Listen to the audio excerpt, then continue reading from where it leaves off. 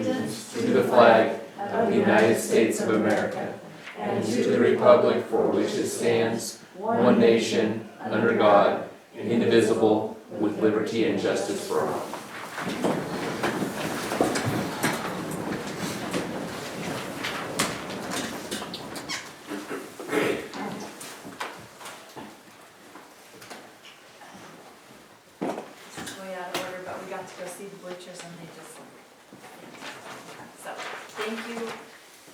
To all of you who did so much hard work. Job well done. Very exciting. Let's see, approval and amendment of meeting agenda items. Yes, the goal from this evening's agenda is the Healthy Teens Survey 9.2. Mrs. Chavez initially was going to do that report. I would like her to be able to be in attendance to do that report, so we're going to pull that this evening and put it in January. Also at 7.1. Yes, indeed. In 7.1 in correspondence, recognition of the donation to the local education.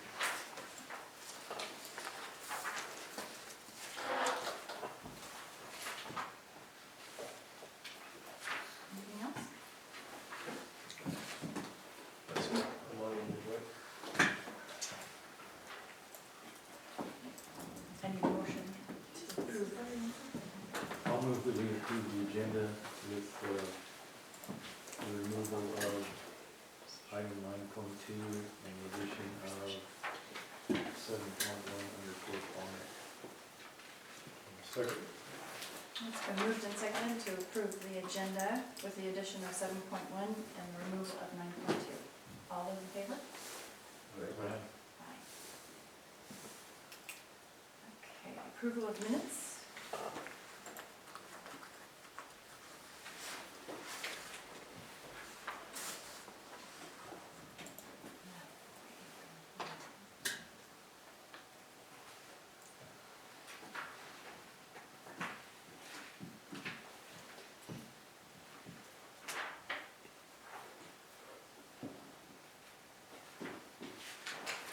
I wasn't here.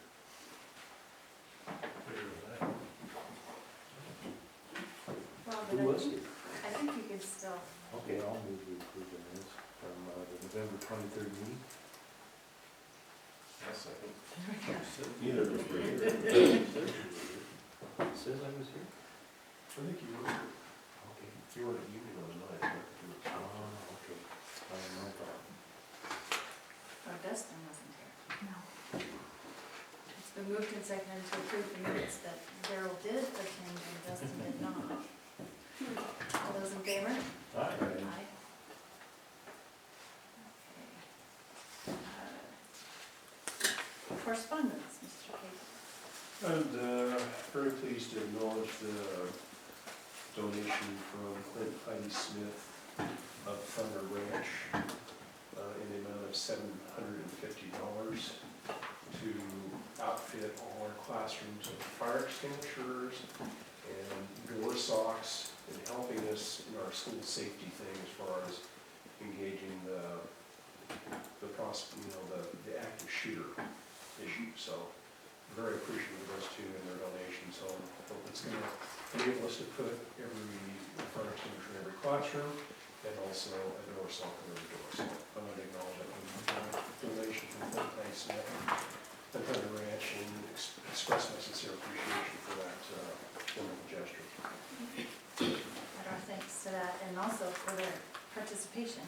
Yes, In and the that drills. too, they all these active shooter drills and in-services and everything else. They have been a contributing force, and we appreciate all their input and everything they've done for us as far as supporting our schools. Thank you. Public comment. Public comment. Reports. Union School Garden Project. Mrs. Warner. Good evening. I have some handouts for you as well. This project was headed up by Amanda O'Brien, who's a Union School parent that is here with us tonight to answer any questions.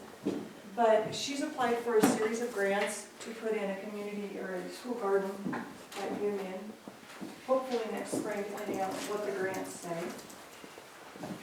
This is kind of an overview of the budget of some of the grants that she's put together. Very little of the labor or cost would come from the school district. She put quite a bit of it into the grants. And we've kind of tried to move Union towards some hands-on science experience. This for quite a few years with the greenhouse and the butterfly habitat. And then Savannah had also put in a pumpkin garden for the kids, but they just really enjoyed the experience and wanted to expand that. Is the pumpkin garden out in front of the teacherage? It's in the back part. We wanted to have, it's such a dry year that we really wanted to have it next to a drip system that we could keep an eye on. Is that a greenhouse? It's back behind the teacherage. Right. So it's just, yeah. But they froze pretty early, but she still had like 22. And so she didn't have enough for every child, but she did an auction and taught them about auction systems, and it was really a great experience for the kids. It involved a lot. They got to use a good behavior type ticket system with babies. They got to use those tickets to buy pumpkins. And so it was so fun. We just wanted to give you an update as to kind of some of the things that we were doing and some of the partnerships and community partnerships that Amanda has been working on. On that last page, it talks about all the local folks that are willing to contribute to this project. And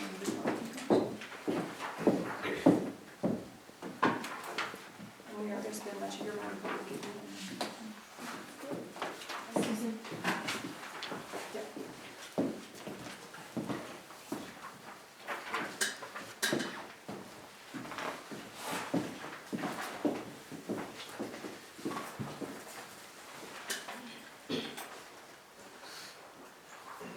My biggest concern that I had in the other research was just the regulations that centered around using the school garden as a source of food in our cafeterias. And USD has come a long ways in approving some of those programs to provide fresh fruits and vegetables. And so the vegetables would get to go right to the cafeteria without causing. They've actually, to encourage the use of school gardens, it's easier to have a school garden than to buy local food. They've basically removed all regulations and restrictions. The only requirement is that the school garden, even though it's school property, would have to either sell or donate the food to the school garden or to the school if it's used in the cafeteria. However, if it's used in the classroom for tastings, or if they give it to any students to take home, that does not have to be donated. So you have to keep a record of what goes to the cafeteria. And Jennifer Dietrich's totally on board as their cook out there to keep the records and is really excited about this project. That's great. So this completed work, these grants, those are already received or just? Those are applied for, and we should find out the results sometime in June.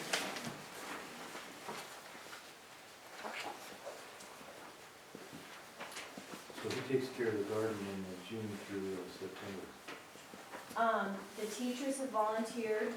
I am volunteering, and we're hoping other parents will come on board as well. There's a lot of things that different schools have done to encourage parent and student volunteers. A couple schools have, through grants, been able to get enough to do like a $25 a week allowance to the kids. So if you sign up for the week, you get $25 to go and water the garden. And hopefully we'll get enough in grants where we can have it on a drip system with timers, so there'll be very little work to do in the summer. If we can get everything mulched and ready before summer comes, then ease the workload on volunteers. The idea was not to create more work for our maintenance staff.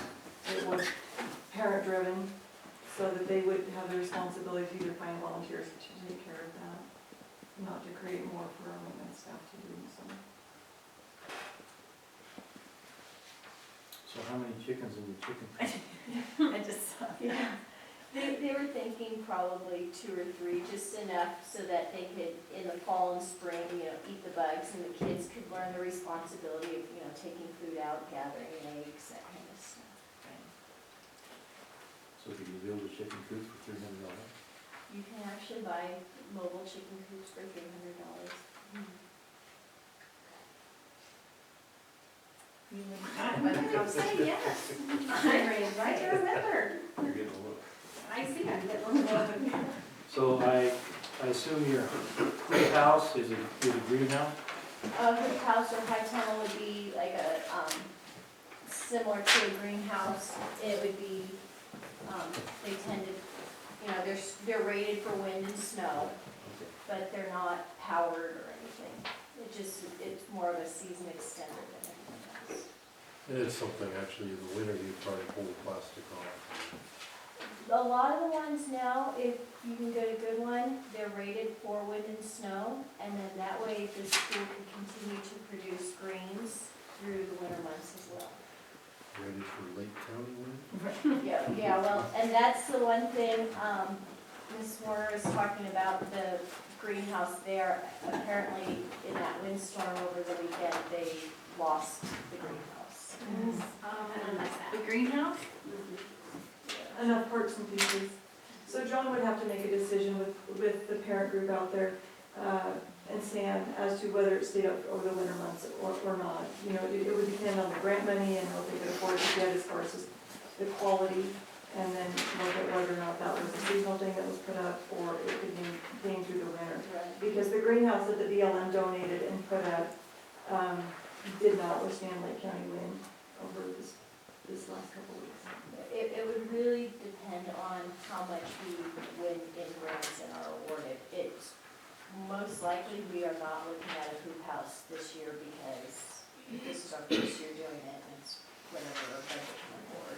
And we'd be happy to come back to the board when we knew how many grants we got with kind of a budget of what we'd actually like to do, so that you have a little bit better idea. Amanda just put together kind of an idea of what they would like to do and put forth quite an effort here on the grant to see if she could come up with kind of learning how to do this. And one of the reasons this is early, because we don't know exactly what we can put out there based on the grant, but we recently found out that the Ag Mag would like to do an article on the school garden, so we thought it was better that you guys find out about it here versus reading about it later. Thank you.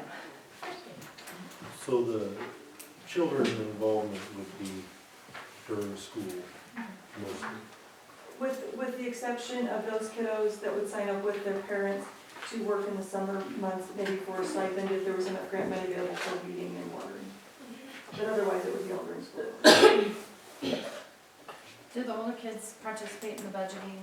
Do they have any lessons around cost and expense and? We could probably work that in. I know that Ms. Poole is working with the other 2 teachers on building a curriculum. Yeah. And OSU Extension Office has a lot of health and nutrition and gardening curriculum that they are donating. Yeah, So- the ag in the classroom? Not just the ag in the classroom, More. yes, a whole curriculum on health and nutrition.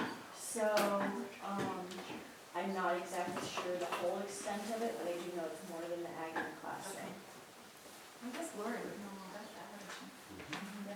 And as we get further into the Slow on process, that teacher. I'm guessing that Lori would be neck deep in budgeting and planning with those older kids. Yeah. So we would really enjoy that. Well, it kind of goes along with the theme-based learning, which is what this is, And then if they could market it and get paid, I mean, that's taking it full circle. I mean, that's really, I think that's awesome. Well, could you let us know before, what you received as your grants and what you need, so that if there's a gap, you can know? I'm happy to put it in my building reports every couple weeks if there's anything to report, but every month so that you guys are kept abreast of what's going on. Sometimes we just don't know that there's a need. or I should say, I don't know what they're saying, so. Well, financially, our goal is to, for starters, we know that the budget's tight everywhere. So we're trying to get this done through grants, so For we're sure. not asking for. Oh, yeah, no, I know that. But the ultimate goal is to make it completely self-sufficient, so we won't have to rely on even grant money. Subsidies? You don't want to subsidize Oh, vegetables I'm out there? all for that, but, we're not expecting anybody to be paying for it, we're hoping it should be Right. self-sufficient. This is a huge lesson for us. That's been built in there. So, thank you very much, and thank you for the work you did. That was a lot. This is a great project, thank you so much. And very much. One other thing that folks might want to realize, the school district conference, they talked about putting up on the ballot measure, a new measure for outdoor education. This may fall in the ambit of that, and they're actually looking at setting aside some general fund dollars for that. So folks may want to watch that, because that may be another source of money. They haven't really defined what they mean by that, but this may be something that would fall within that, because not every area is going to have the same thing. Obviously, logging areas have certain things, agricultural areas have certain things, so it may be something, if that ballot measure gets enough signatures and passes, but they were pretty sure it was going to get on the ballot, so, That would be awesome. yeah. That would be in regard to feeding the whole school district, not just the union. And Are you there- ready for it? There is actually something out there, you can apply for anytime for, and I don't know if the school district would be interested in, they will put in an orchard, a whole orchard of anywhere from 15 to 25 trees. They just want to make sure that somebody's going to maintain it and water it. Right. And so if you guys are interested, that is something too that can be looked into. I guess there are apple trees here, aren't there? I mean, there's. Apple trees, apricots, pears, peaches, they all grow really well here. Out there too? And No, there's it would grapes in be, town, any school district, it would be on any school district property where you guys saw fit to put it. Well, that's. Who does that? I would have to look up, I didn't apply for it because, it would be school district wide, so I'd have to look at it and I can let Ms. Warner know what the organization is. Very good. Well, thank you for the update. This is very exciting. Very good. And you'll let us know. Also, one more thing that was added to it for a contributor after I put this in is Peaceful Valley Farm Supply, out of Grass Valley, California, has donated 50 packets of seeds. Very good.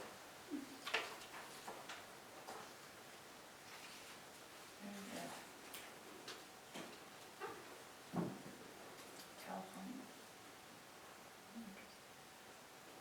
Okay, well, thank you both. That's very exciting stuff.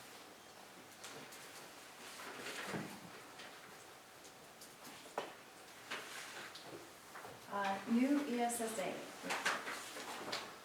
Well, we kind of run the gamut as far as acronyms related to school reform on the federal level. This all started with NCLB, No Child Left Behind. Mr. Obama took the White House, then it became ESEA, Elementary Secondary Education Act. And now it's ESSA, Every Student Succeeds Act. So, a lot of momentum in Washington, D.C. The thing I think a lot of politicians are hearing is that No Child Left Behind wasn't working. I think it realized its full potential in this congressional session. And it went to the House committee where it passed, I believe, unanimously across both parties. Senate, I think it was like 83-7 or something like that, the Senate version of it. And so anyway, it's gone through the Congress, it's been passed, I think it's going to go to President Obama this week to be signed, and the deal is sealed. So basically, the long and short of it is, it eliminates, the power of the feds to govern standards, school standards such as Common Core in the states, and it relinquishes that power to the states. So the states, it's a state and local control thing. The states basically can set their own standards. which is going to be very interesting to see what happens with the Common Core across all these 50 states, especially in Oregon. Second thing it does, it torpedoes standardized testing. It still requires standardized testing, but we're not held to do the smarter balance. So states will have their own decision-making process as far as coming up with a statement, if they want to keep smarter balance or come up with a new standardized test. The other thing it eliminates is the highly qualified employee thing as well, which is, it's classified employees and certified employees. And the state's going to have to make some decisions on what a highly qualified employee is. We can continue that. I think it's really going to flex some things as far as who we can hire as far as teachers. It's really going to relax those restrictions where, case in point, like in social studies, I'm going to maybe let Mr. Kroc dial in on this one, but there's social studies, there's two categories where you had to hire, basically somebody related to economics versus somebody who had a certification in history. So you had to assign people very carefully related to that, as well as science and mathematics. So it really laxes that too. So I see that as a very good thing as far as, especially these rural school districts where high school teachers wear a lot of hats. And well, I'll tell you, we've really been restricted as far as, we had a lot of fun where we assigned teachers based on this highly qualified thing over the last 14 years. In addition, we've been operating on the annual yearly progress, which has gone by the wayside for the last 2 years. Remember, the initial founding of No Child Left Behind said that every student in the United States is going to pass a test by 2014. Now, 2 years ago, the states thought there's no way realistically we're going to have every student pass a standardized test by 2014. So the states were allowed to put in these, ESEA, another acronym here, ESEA waivers to, get excused from that, but come up with different standards and different ways of, having standards and engaging students as far as how they perform on tests. So now, it eliminates the waiver process, it eliminates the AYP process, and I guess the only thing I can say from here is now up to ODE to set the course as far as public education. Because this is just a huge, huge reform. I mean, this is just gangbusters. So I've gone to ODE meetings over the years, and a lot of things as far as ODE folks, and I don't blame them for this, but a lot of things they tell us that we have to do out here, we have to do that because the feds dictate to them how this should go. So basically, a lot of this ODE is not going to have a thing where the feds say you have to do this or that. It's on ODE now. So it's going to be an interesting few months ahead to see where this heads, and I will keep you posted on it. But this is a very major reform. If you would have told me a year ago that Washington D.C. and politicians were going to do away with us, I wouldn't have believed it. Yeah. It's also Arnie Duncan, the National Secretary of Education. It's severely limited his power too, as far as what he can dictate to the United States as far as educational reform as well. So, folks, this is major, and stay tuned. Is there a timeline? Basically, in the next 6 months, states have to come up with a plan addressing all these issues. Standardized testing standards, teacher qualifications and everything. Now, they didn't really spell out at the conference I went to 2 weeks ago how ODE's going to approach that. Plus, Jeff heard something that I didn't hear. No, they still are. The only big thing that we're going to have to worry about is with some of the federal funding, they've had their hands slapped. The Office of Civil Rights and several of the other ones were putting out all of these, what they call Dear Colleague letters, which were, oh, by the way, this is how we think you guys should have to do things. They were backdoor regulations. Normally with an education regulation, whether it's regulating civil rights issues or other stuff like that, they have to publish it on the Federal Register, take public comment, get sued if they're not doing it right. Well, the enforcement mechanisms were putting out a bunch of backdoor regulations, and part of this process, as Mr. Cahill was talking about, was they were ramping that back, and they have to go through the traditional regulation process. That really slows things down, makes them have to analyze it, have to get stakeholders involved, whether it's the OEA, or the School Board Association, or all the different national or parent organizations of those. And so that is gonna be huge too, so maybe a few less mandates. The only thing they're a little worried about is that process is gonna start a little later, so they might try to ram a bunch of dear colleague stuff down our throats until the end of the Obama administration, and then the new president can take that back. So if there's something that comes off that really, and again, we've never had an issue with that, but if it ever does, it might be worth slow playing it to deal with the issue until we see what another administration does. But it's a necessary reform they've been needing to do for a long time, because they've been more, most of these, I think Mr. Cable would agree, they've been more legislating than regulating. Instead of implementing what they're supposed to be doing, they've been saying, okay, this is what we think it should be, even though Congress didn't write that into the law. So it was about time they got reined in, and it looks like they're going to be. It was interesting that week up in Eugene, a lot of this was happening in Washington DC with all the liberal meetings. Yeah. They kept bringing us in updates and everything else, and it's very interesting times ahead. The only thing is, the state will get held to whatever standard it sets. That's gonna be so they had better, so if, we get some information, we may wanna be talking to ODE about, okay, is this a realistic metric to meet? Because the state, they will still tie your funding, you can cut your own throat basically with the standards that you set. So ODE needs to be very careful with how they need to be realistic, because that was the problem with No Child Left Behind. They expected you to meet things way too fast. So I would recommend that all stakeholders, teachers, parents, etc., keep kind of a watch on that to make sure that they're being realistic about what they're setting, because they've got a lot dumped in their lap in a short time, and sometimes that's not a good thing. Yeah, 6 months isn't very long. No, not when you've got to really totally rewrite the system. They took all that power away 14 years ago, and now they're suddenly expecting the state to come back with doing what they used to do. Well, good, thank you. That's my point. Building principal report. We'll go first, Mr. Warner. I always go first. I'm happy for Mr. Crumpler. Once in a while, you know, he's the ladies first. He doesn't care. I love it. Siblings. I'm trying to do it very much. Just scribbles.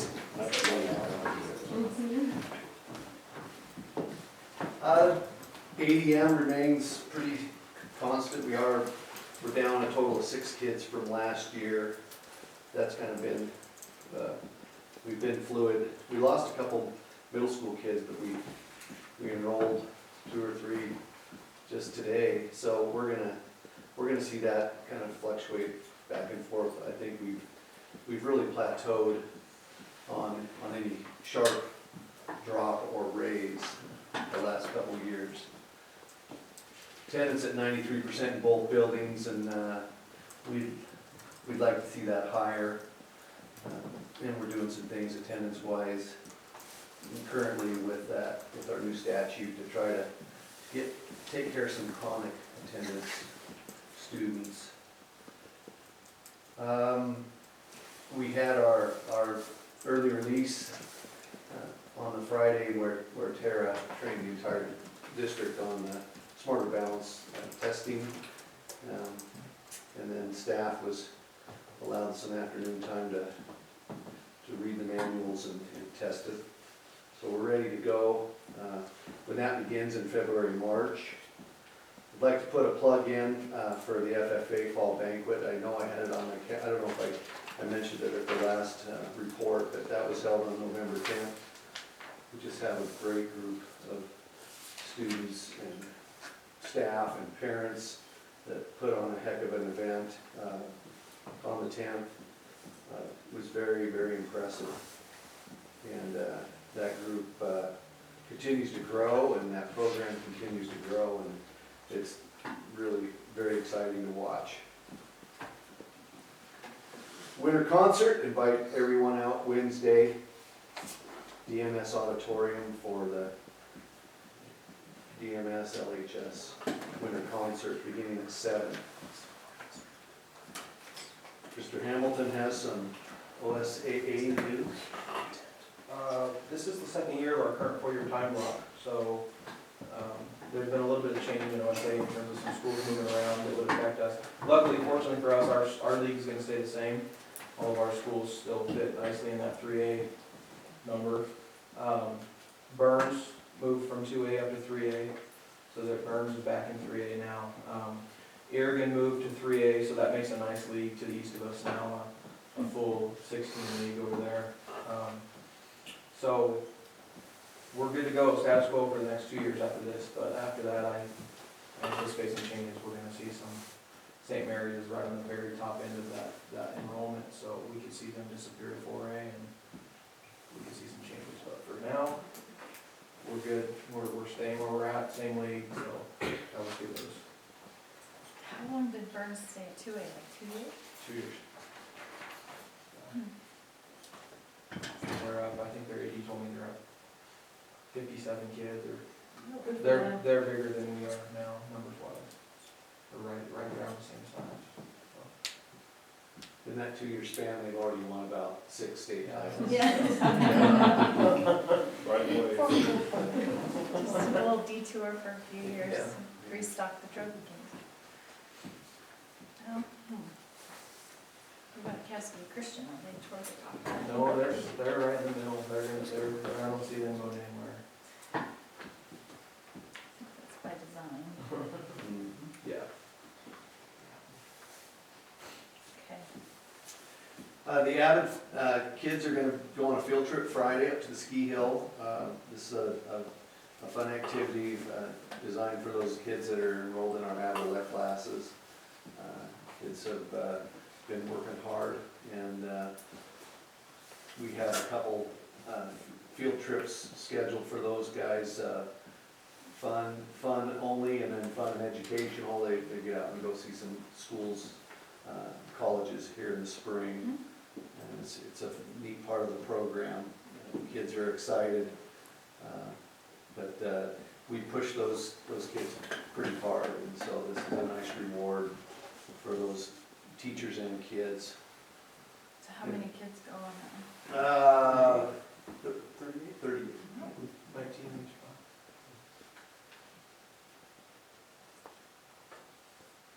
So do we get to sit in on that class On the ag club? at the ski hill? Yeah. Need some supervision. Come on up. That'd be fun. And our last day of classes is Tuesday the 22nd. School resumes the 4th. Okay. Mr. Crocker, straight off here, you wanna tell them who the concert is? I did. Oh, okay. I missed With- I guess I'm ADD, Mr. Crocker. And on that note, with the concert, Nikki Harris brought her high school GMS choir down last week, and they caroled throughout the school, and the teachers really, and the kids really enjoyed that. She did a good job of that. December 17th is the Union School program. We talked about those dates a little bit last thing, I just wanted to remind you. December 17th at 6, and then the Hay program is December 21st at 1. And the Fremont program is December 22nd at 1, that's our last day. And then the morning of the 21st, we also have a Christmas piano music presentation from the Lake Arts Council, first thing in the morning. That will be really nice, and set the tone for the holiday. We have 2 new students, one at Hay and one at Fremont. On the Wednesday that the school board granted us to do an early release, we had 3 through 6 teachers at the training to get certified to do smart balance testing. And then the K through 2 teachers reviewed curriculum for new math curriculum. We were able to get some of that here, even though the timeline is very short, for them to start reviewing math curriculum to see where we want to go with their math adoption. They didn't review all of it, but it was a good use of their time. The elementary school in town has a PBIS program that they use with gotcha tickets as behavioral rewards, and that stores on the 21st. And our Parents Club stepped up this year to staff that, which really helps out, so they run it for the day, so we don't have to use any aides out of the classrooms.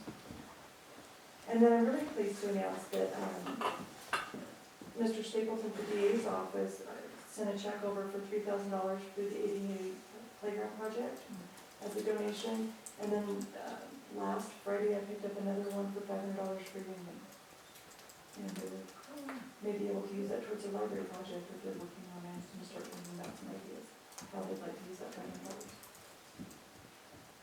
Any questions? 6 o'clock at Union, On the 17th, and then 21st is 1 o'clock at Hay, Hay. You got all the dates and time by this thing at the schools. and the 22nd is Fremont at 1. Okay.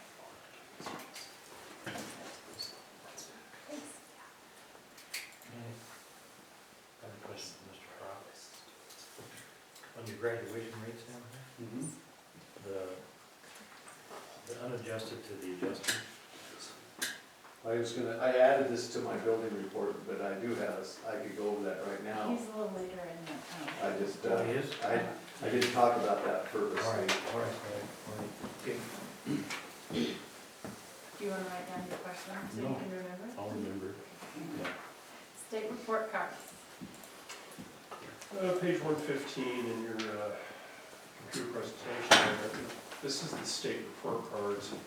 Traditionally, we receive a rating. And traditionally, it's been based on, the progression of how the students have done it over a 2 or 3 year period is what has this rating. This year, we're going over the Smarter Balance Test. It's the first year, so the schools there is no rating. So basically, it's just kind of a comprehensive information piece as far as, statistics related to all of our schools and how we did, but, overall. I'm just gonna point out a few things. If there's something I missed, you want to direct a question to me, I'm gonna be happy to answer that. Look at the district profile, enrollment and demographics. We come in the 80s as far as enrollment, as far as regular attenders. There's some things there as far as the economic disadvantage of students with disabilities that I think probably we need to be looking at just percentage-wise, but all in all, I think we're right in there. We're right in with that. Jump order to racial equity in hiring, and I think we've got policy to address that. We approved that in a meeting back in June. Board policy GBA addresses that. The median class size, I found that kind of interesting. It's in the lower right-hand corner. Self-contained, which more means the elementary classrooms. We're right in with the median as far as the state of Oregon goes. The average class size in the elementary is about 24 students, in Oregon is 25. Now you look at the middle school and the high school compared to the rest of Oregon, the district, English language arts, our median class size is 24, this is middle school, Oregon is 25. Mathematics, I like that percentage there, 16 in our district versus 26 in Oregon. Science, pretty much in line with state, a little bit more, which is good, 26 to 28. And then social studies, same thing, 26 to 28. High school, I like those numbers too as far as our class sizes in relation to the state of Oregon. 17 in English language arts, 19 in mathematics, 17 in science, and a little higher in social studies, 23.5. High school, you want to comment on that or say anything about that? I think that you'll see that class sizes will probably even improve, although the social studies, it just has to do with the number of sections that we offer compared to math and language arts. Moving to page 116, it's basically a graphing profile of race and ethnicity of students and staff. I guess the main thing you'll notice, predominantly white in both categories. Per pupil spending, I found that pretty interesting. District, it has us spending around $10,479 per pupil compared to state, $10,883, so we're a little bit below the state average on that. Expulsions and suspensions, there's the count for that, and it doesn't break out by which is suspensions and which is expulsions. It doesn't compare us on the state average either, which is something I like to know too. But it does provide us a link there to go to view additional discipline data, which I'm sure probably those statistics are included in that. Progress, Page 117, this is going to be in the principal's reports when they go building by building, so I won't cover that. Page 118, talking about outcomes, district performance percentage 2014-15. Freshmen on track to graduate within 4 years. We're at 84.5 compared to the state, which is at 79.9. Students taking SATs, we're very driven by our wonderful scholarships here, 57.4 versus 31.7, in the state of Oregon. Going down to students earning a standard diploma within 4 years of entering high school, we're at 81.5 compared to the Oregon average of 72. Completion rate, students earning a regular, modified, extended, or adult high school diploma completing GED within 5 years of high school, 95%, which is good, versus the state of Oregon, 82.1. Dropout rate, we're at 1.7 versus the state of Oregon, 4.0. And then these particular factors, they roll them into subgroups down below as far as socioeconomic disadvantage, migrant, Hispanic, Latino, all the races. So. And then, as far as providing the information piece to parents, all this information I provided when I had to, do my submission of the state report card, and it's very impressive as far as the things we offer in this district for kids. So, questions on the district report card?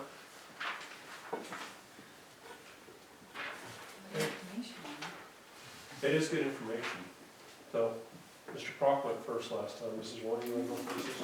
Okay, they're out of order a little bit, so I'm gonna give you page numbers because we have Daly Middle School and then we go to Fremont on page 125. And mine will be much briefer than Mr. Cahill. Because this is our first year with smarter balance testing, we don't have a lot of baseline data to go from, so this is kind of our baseline against the state of Oregon, is all we can really compare. So on page 125, the ELA average was 58, with the state average at 51.9. So right in there, just a little bit above. And then mathematics, 58%, and the state average is 43.5. We still use OAKS for our science testing in 5th grade, and our meet or exceeds for last year was at 86.7%, with the Oregon meter exceeds 66.8%. So quite a ways above in our science testing at that grade level. And then on these report cards list all the different kinds of interventions and academic support programs as well. And then if you skip over to page 132, there's a report card there for Union. And I've requested that Union be, at different times that Union be added into Fremont Hay because the numbers are skewed so much when you have 3 kids in a grade level. And so it changes these things a little bit, but that's not an option. Sometimes they just don't get reported, and you see that down in the Science OAKS test. We have a state average, but we don't have any kind of scores in there for school performance. We just don't have enough kids for them to consider sampling. And then the same thing for mathematics in grades 3 through 5. Last year we didn't have any 6th graders at Union. They didn't give us any scores, but they did in English language arts, and I don't know the difference in why they did or didn't, because we should have the same amount of kids take math and English. And the level is quite a bit lower. And I think my hope is that by dividing up those grade levels, because these test scores for the grades 3 through 6 are really on me, by dividing up and giving those teachers a couple grade levels versus 4, that we'll see some significant differences in our testing and some scores. If I can answer questions, I'll do my best with these, but I don't have a lot of experience with them, but I'm happy to talk.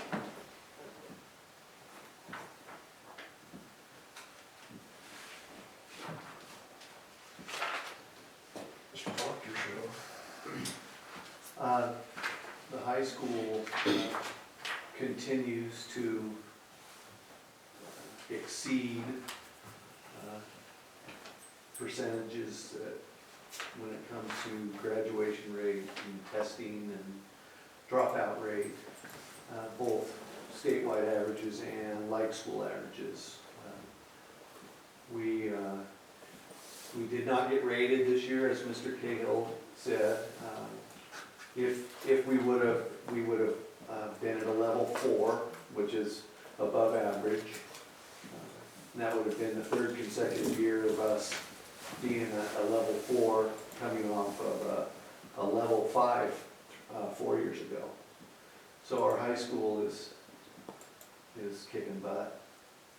The 11th graders tested out phenomenally, and 87% of them passed the Smarter Balance the first go-around, compared to a 60% statewide average. So that means only 13 of our seniors this year will have to do work samples or an alternate to meet that essential skill requirement. Remember, when you graduate at Lakeview High School, you have to meet graduation requirements for your classes, and you have to meet essential skills in mathematics and English language arts. So our seniors did themselves very well, especially in the writing and reading portion of the Smarter Balance,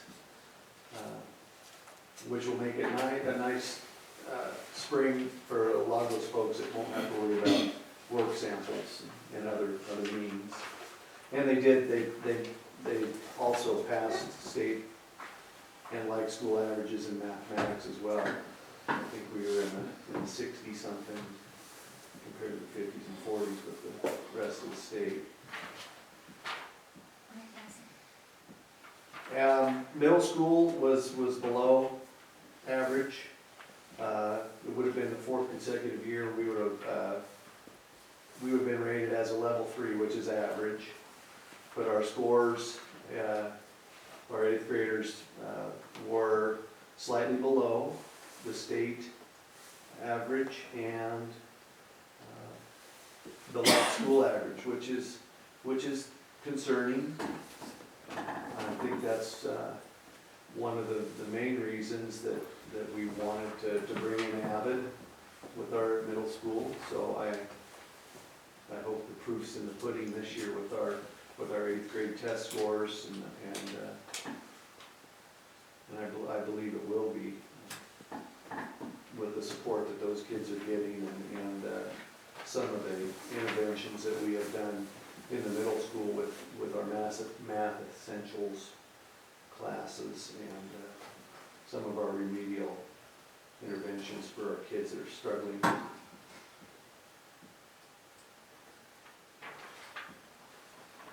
It's probably a great time. I could probably just go ahead and talk about the graduation, because we have, if you turn to page 118 on our report card,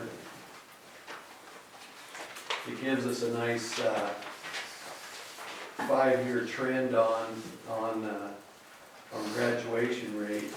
And then on my board report, I put Susan Kahn. This is not out even statewide yet.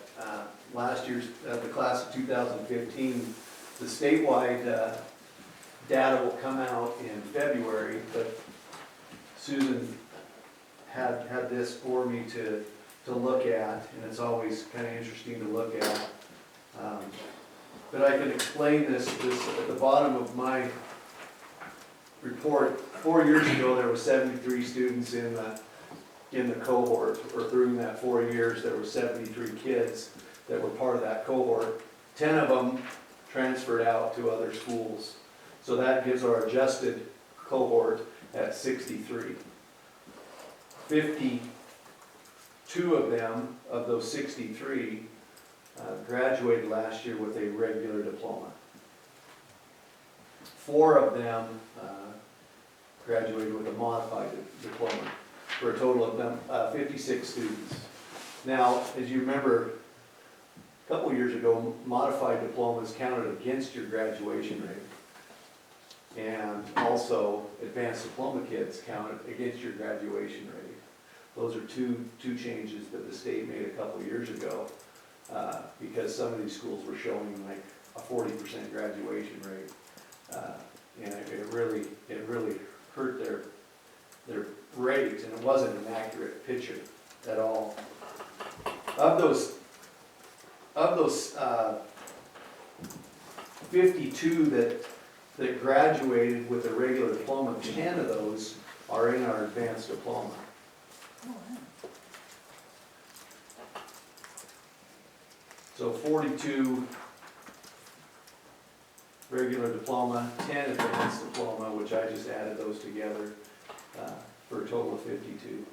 So that will make our graduation rate for the class of 2015 88.89%, which 5 years ago when we were, or 4 years ago when we were a level 5 school, our graduation rate was 87%. This is the best graduation rate we've had in the past 5 years.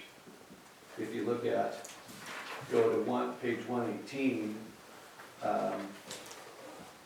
they have our graduation rates clear back from 10-11, 11-12, and 12-13, and 13-14. You can see back in 12-13 when we were a level 5 school, we were at 88.1. That means we are in the top 10% in the state of Oregon in graduation rate. Pretty impressive. It is. Yeah. Two of those kids, so you have 56 that either had a modified or regular diploma. So in your cohort, you have 63 kids, so that means you got 7 kids unaccounted for. So I always, okay, what happened to those kids? 2 of them received a GED within those 4 years, graduated early. That counts against you. Although I don't know why, but they call it, instead of calling it a graduation rate, they call it a completer rate. So that's where if you add the two GED students, then our completer rate jumps to 92%. And that's well above the state average and like school average as well. So but that still leaves 5 kids. 5 kids unaccounted for. One is in the continuing ed, what we're calling, that student is up at COIC currently. And they plan on getting enough credits to graduate. And like I said, some kids just need an extra year. Something happens in their life, it takes them 5 years instead of 4. And that's where this student fell. And that will go on our completer rate for next year in the 5-year cohort. Okay. And then we had 4 dropouts. And one of those was a half a credit short. And we're in the process, he's enrolled at COIC, and then he moved out of the county, and now he's back, and with the plan on getting that half credit. So he will go on our completer rate as well, following. So that leaves 3. One of the 3 never stepped foot in our building. Was enrolled at COIC and was in their adjusted cohort and didn't finish the program and is out of the community. And then the remaining 2 started in the cohort here at our building, and they are out of the community. And so, but we are in contact with both their parents, and we send them letters that we're here for them until they're 21. We'll continue to do that. The dropout percentage, ours is at 1.63, which is the state average, as Mr. Cahill said, was 4.0. That is taking those 4 dropouts and dividing it into the high school enrollment, which was 246 students last year. And that's where they come up with the dropout percentage. It's not taking those 4 students out of the senior class, it's taking the 4 students out of the whole 9 through 12 from enrollment. Oh, I see.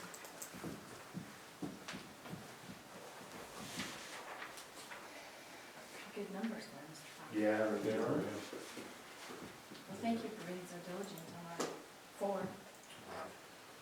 Yeah, Shows it's not huge. kind of what we're about. So we've done items 9.5 and 9.7. Are there any questions on those two items? Okay, thank you. Yeah, thank you very much. 9.7, 9.5. 9.6, so this. Why don't you take it? I've been doing a lot of talking, sure. There you go. Well, I provided you with a kind of a final look at the bleachers. Outside of paying the building department for $1,300, and we had to have some floor, the original floor needed to be calculated by Anderson Engineering, which we paid him $2,400. NORPAC came in less than what they had quoted us, which was $113,700. We actually paid them $108,097. So we were pretty pleased to see that on our end. It's about $5,600 less. I expect probably a small bill from Starts Electric, but it shouldn't probably make us flush in that $1,900 that we saved on. So we'll look like we're over budget on a line item. Again, we only budgeted for $45,000, which was the bottom bank of bleachers, and then obviously decide after budget that we want to go with the accepted cost assessment. So, but on the whole, it will be, should be fine, knock on wood. The other one that's about finished, so bleachers are finished. We're done with that, all in, all good, and she got a good tour of that today. The bus repair shop, we're almost done. We saw a few things that needed to be completed. Heat and floor needed to be finished, hooked up. We're just waiting on the owner at that point. Otherwise, we think everything is pretty well done. It did cost us $172,000. We budgeted for $70,000. So if I have it figured pretty closely, I estimated off of 1415, what we saved was about $14,000. That included what we paid our staff versus outside labor, and a mixture of parts. We ended up saving $14,600. So the 30% that will actually end up being totally our responsibility on, we should be able to pay it off in 3.52 years. We did pay cash for it, don't get me wrong there, but to actually start seeing something after that. The 70% transportation will be spread out for 10 years, which is normal depreciation. It's not real cash, it's just depreciation. So, other than that, John is completely ecstatic to have something dry to come into. So. Especially with this weather that we're in. Yeah, no leaks, all look good this morning. Laying in the snow, fixing engines. Just need some. You sneeze a little, well, besides this propane tank. Yeah. So, those are the two things that we have actually pretty much finished up. I don't anticipate any more billing on the bus repair shop. I feel like we've probably hit everything there. So there shouldn't be any more additional cost to that.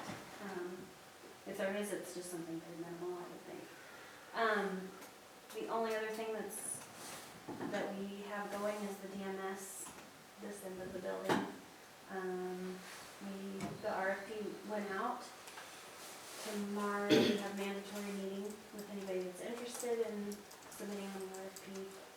In I think January. I think the bid opening was a 7. Yeah. Number 6 was the date. Is it Was 6? it might, yeah. I don't know if that's a bid opening. I thought that was a deadline. No, it was the bid opening. That would be the opening. That's for the elevator. Here, Is that what it said in paper? You're thinking that's what it said? I know it's January. Okay. Should be the 7th, that's what it's on my calendar for. Could very well have been the 6th and 7th. 7th. I was kind of anxious to see who, Who did have it? you heard anything? We'll know There's a tomorrow. mandatory pre-bid meeting tomorrow Oh, at 2. okay. There's 2 bidders, I know that have picked up packets. Okay.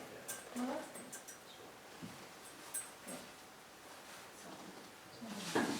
Okay. All right. Thanks. Do you, well, okay, after, Continue on the financial. I was gonna say, you wanna just keep, that's the Keep next rolling along. thing in our packet. Oh, sure. Yeah.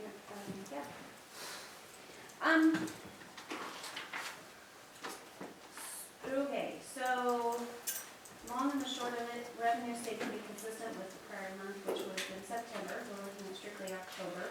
We did collect a little bit more revenue. That has to do with surrounded by the property taxes. We got a little bit extra than what we anticipated there. And then on the expense side, it's higher than what we anticipated. It's about 114,000 higher. If you guys will recall, the 105 is due to the HRA, the big payout of the HRA to that bank account, so that it lessens Patty's work in our office.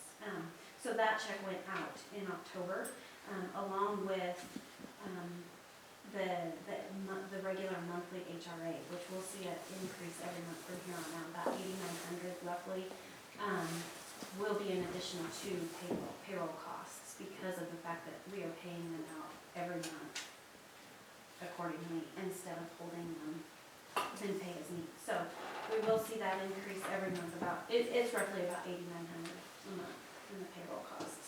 Other than that, the normal accounts payable, pretty status quo with September, not much of a difference there. Ending fund balance. We ended the month of October with $2.239 million. So.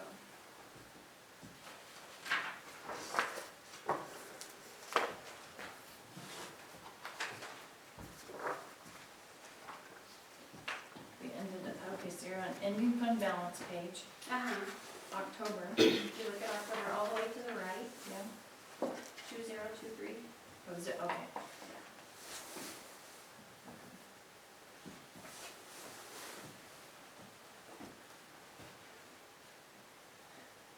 We have a lot of papers with lots of numbers on them tonight. Mind-boggling. What's the third column on revenue? Third, interest. Okay.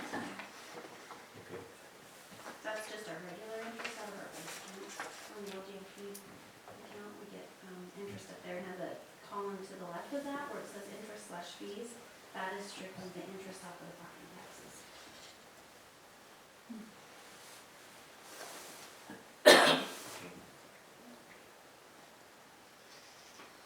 I anticipate that we're starting to budget, Will and I are, starting the beginning phases of it. So we're looking at a lot of different things and what we can accomplish, in the upcoming months along with the rest of the year. One thing that I do want to mention is that state school fund, we're probably, the end of last year, we ended up giving a forest federal fees of about $294,000. So we need to sit on that $294,000 to basically give up to state school fund. It's an offset, so How long would that take before they adjust that? it won't be until Next year? May. May. Generally, though, I was looking back and we were roughly around 200 and some thousand in the prior year, and we did not get any. We got added to, so with our ADM, combination of our ADM and that sort of, so I think we'll stay probably pretty status quo. I don't think we'll lose much as far as the whole 294,000, but it's better to keep that 200 some thousand sitting there in case that does happen. Those meetings I went to 2 weeks ago, the legislature's gonna convene for a 35-day session in 2016. And the outlook on the economy right now is basically it's holding stable. There's no upward trend or downward trend, so kind of the word from those meetings is that the budget's probably gonna just stay status quo. You know, we budgeted for a biennium, and they don't see any adjustment in that figure, so. When does the first hit? Year after? The new? They adjust rates every 2 years, so we would look at 2017 beginning. 2% for the year. Yeah, that's what they're looking at roughly right now. I thought it was gonna be a lot more because of the, It's gonna, the adjust probably is gonna go up about 6% total, that's gonna be 2% over the course of 3 or 4 years. fell slowly, so. We're stretching Sorry. pain out instead of inflicting all at once. But keep in mind, 35 days of legislation could change that whole thing. The other thing that we're having discussion about is substitutes with sick leave. That's a new law this year, as well as insurance come January 1. So any substitutes that meet a certain hour requirement can have sick leave. Double or sick leave. And then there's an hour requirement also for insurance, so it'll be a challenge. Well, and our subs work very hard, I don't know. It's just kind of counterintuitive to pay a sub to be sick. Doesn't make Yeah. much sense, does it? No. Not like that. Legislatively, we did try to get some exceptions for that, because again, schools are kind of a unique entity as far as that, whether on the higher level or at K through 12, and they couldn't put it through, but they may do some tweaks to that, but right now, that's the, so unfortunately, we've gotten some work out of the business office, but it's gonna keep this, we're gonna add some of it back in with this new law, unfortunately. Yeah. We're preparing for the worst, basically, and hope something comes out of legislation. Well, when that happens, then it ties our hands to be able to use that money to just pay them more. Yeah. Okay, thank you very much, Janet. Active shooter training. Well, Rebecca and Susan and I are all attended it this weekend. It was a very good gathering of all the law enforcement agencies. The sheriff's department was very impressed with the turnout from the sheriff's department. The city of Lakeview had a little there. State police, wonderful turnout. It's the same group that came in and trained down at ADA last year, DPSST. The whole morning was spent in the high school cafeteria, you know, giving the profile of an active shooter and basically the framework for engaging an active shooter and what you should do with an active shooter. And basically, the morning part was all classroom. The afternoon part, we had an active shooter drill at Lakeview High School. We did them on ADA. There was time for them to look over Fremont, so we did those in Fremont. And it was in the afternoon, Rebecca played a victim. I died a lot. Susan and I were observers, Sheriff Taylor and I were observers, and it was, they just set up scenario after scenario after scenario with groups of law enforcement in order to, how to engage, you know, an active shooter, a hostile intruder. So, it was a great learning experience for all law enforcement. Like I said, it was very well attended. How many, between both of you? how many 26 people did law we have there? enforcement people were signed up for Saturday, and that didn't include EMS and school staff and all that. And then we had 15 signed up for Sunday, not including, so 26 gun holders and 15 gun holders. Yeah. That's great. Modoc County, they attended. It was really nice to see Modoc County there. If something happens, you know, they are the first line of defense as we are for them, you know, so that's really a great partnership to have. So anyway, I was very impressed with the information these folks provided, and as far as, you know, the turnout from our law enforcement was very impressive. So, you know, I think it was a very good exercise and really prepared us in case, God forbid, something like this ever happens. So. Great. Anything else, Rebecca or Susan? was a good place to observe from, because I understood a little bit more about where they were coming from. And they provided some good ideas about structuring the outside staging areas in these events and media control, and those kinds of things. And interesting things like memorial placement for how long do you leave the memorials to victims outside of your school before you move on and resume certain business as usual. And just some interesting little bits like that that came in as well. So it was worth it. So when will you take that information to the staff? I mean, all the staff wasn't there. Well, principals, what have we done? Have we done some hostile intruder drills? I believe we have. Last 2 years, we've trained the I Love You guys, and we've had law enforcement in, and I think the only thing that we really haven't done with law enforcement is like a full-blown drill with law enforcement, where if we wanna go on a lockdown. So I think we're ready whenever the law enforcement, we can coordinate that. We talked about potentially trying to do something this spring with them.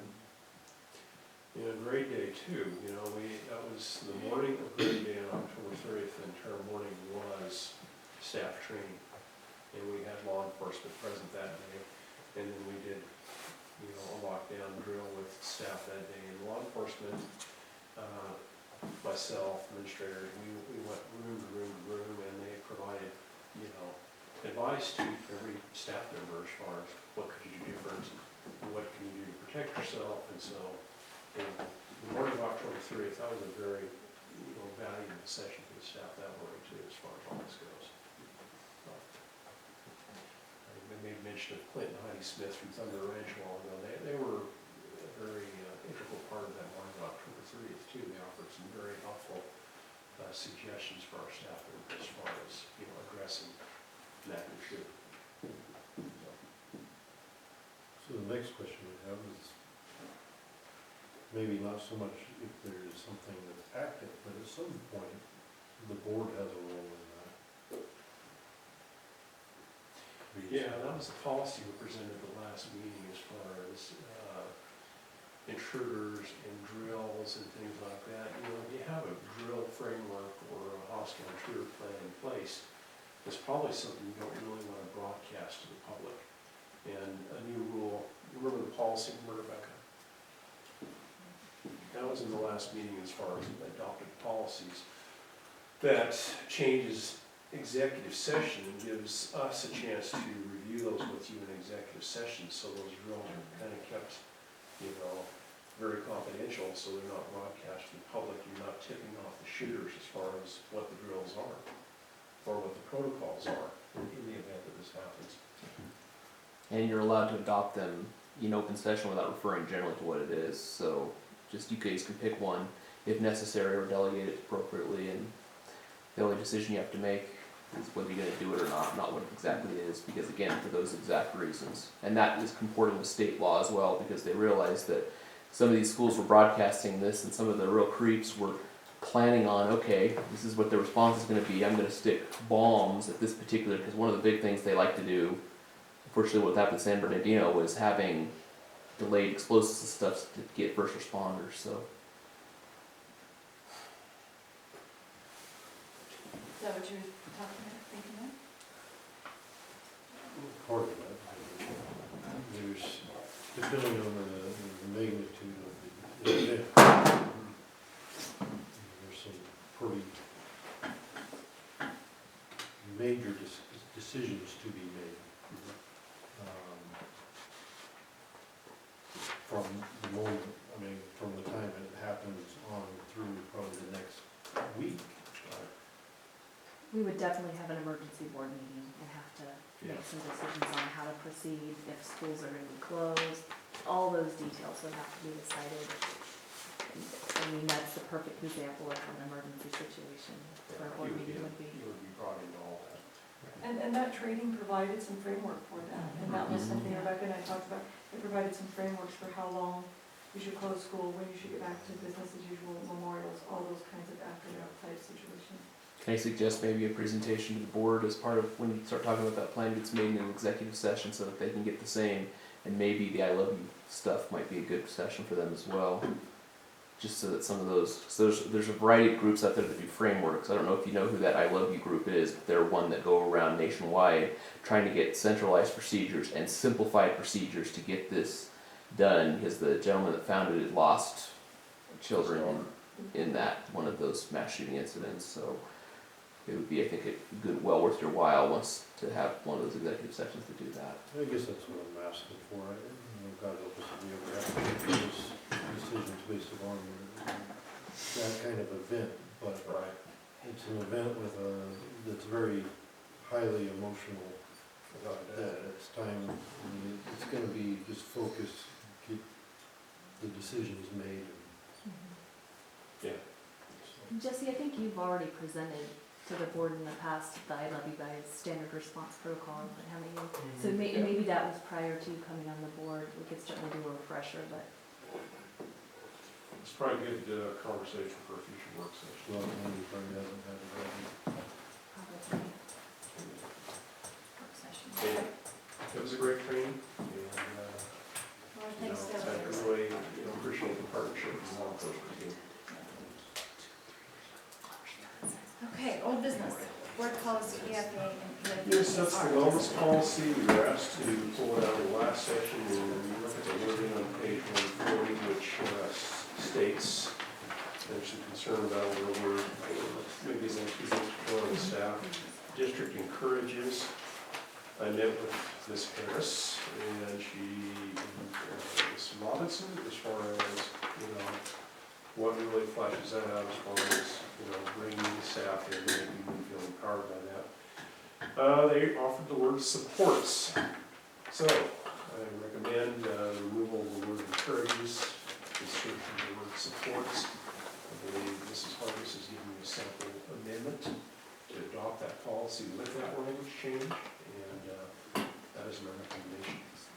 Brad, you want to weigh in on it? No, that's kind of segues, partly why we're here today is to talk about sustainability in order to move forward with sustainability and have that discussion is to have a school employee wellness policy in place, which is actually part of one of our SMART objectives to make sure that this is followed through with. So what's in red, Is the recommended wording. we're we gonna take that first sentence out? No, we were just going to change the word encourages to supports is what we're proposing, so that it still keeps the meaning of what they need it to have for that, but changes the word that you were kind of hung up on being encourages. Yeah, no, I appreciate that, thank you. What page are we looking at? Page 140, the last paragraph at the bottom of the page. So this is the old one. Yeah, It says encourage. Yes. because I wanted to take off the first sentence of, The wellness committee was fine with that, so. okay. So this hasn't been changed? No, it's No. the same recommended And we're changes giving from you the wording, OSBA. in the form of a motion to adopt the policy with the wording change. So the other changes were already made and you already approved those, or removal of that sentence? We didn't make I any didn't other recall us changes having to that any policy. changes, So I just thought this was the one we had, that was it. I wanted to take out the board recognizes that childhood obesity has become an epidemic in Oregon. That's the first sentence under the local wellness program. Because I'm not certain that I recognize that it's an epidemic in Oregon. It might be, but I'm not certain that's mine. I'd like it to just start with research indicates that obesity and many diseases associated with obesity are largely preventable. That'd be fine. Legally, that has no change, so you don't have to have, that's superfluous verbiage, so you're Yeah. fine doing that. Yeah. I kind of thought so. So add that to your motion as far as wording that first sentence. Delete the first In sentence. addition to the word supports. The very Replace the first. very first Okay. sentence, and you're good to go. So what's wrong with the word encourages? Why are we changing from encourages? Maybe Because I don't know. No, this is going on 1 month on this policy, because I felt like it was a little too forward. I encourage my children to do the dishes, and I encourage them to clean my room. And there isn't really any room in that. So with support, saying we support you in what you do, we don't really have to encourage them to do anything, that's, well.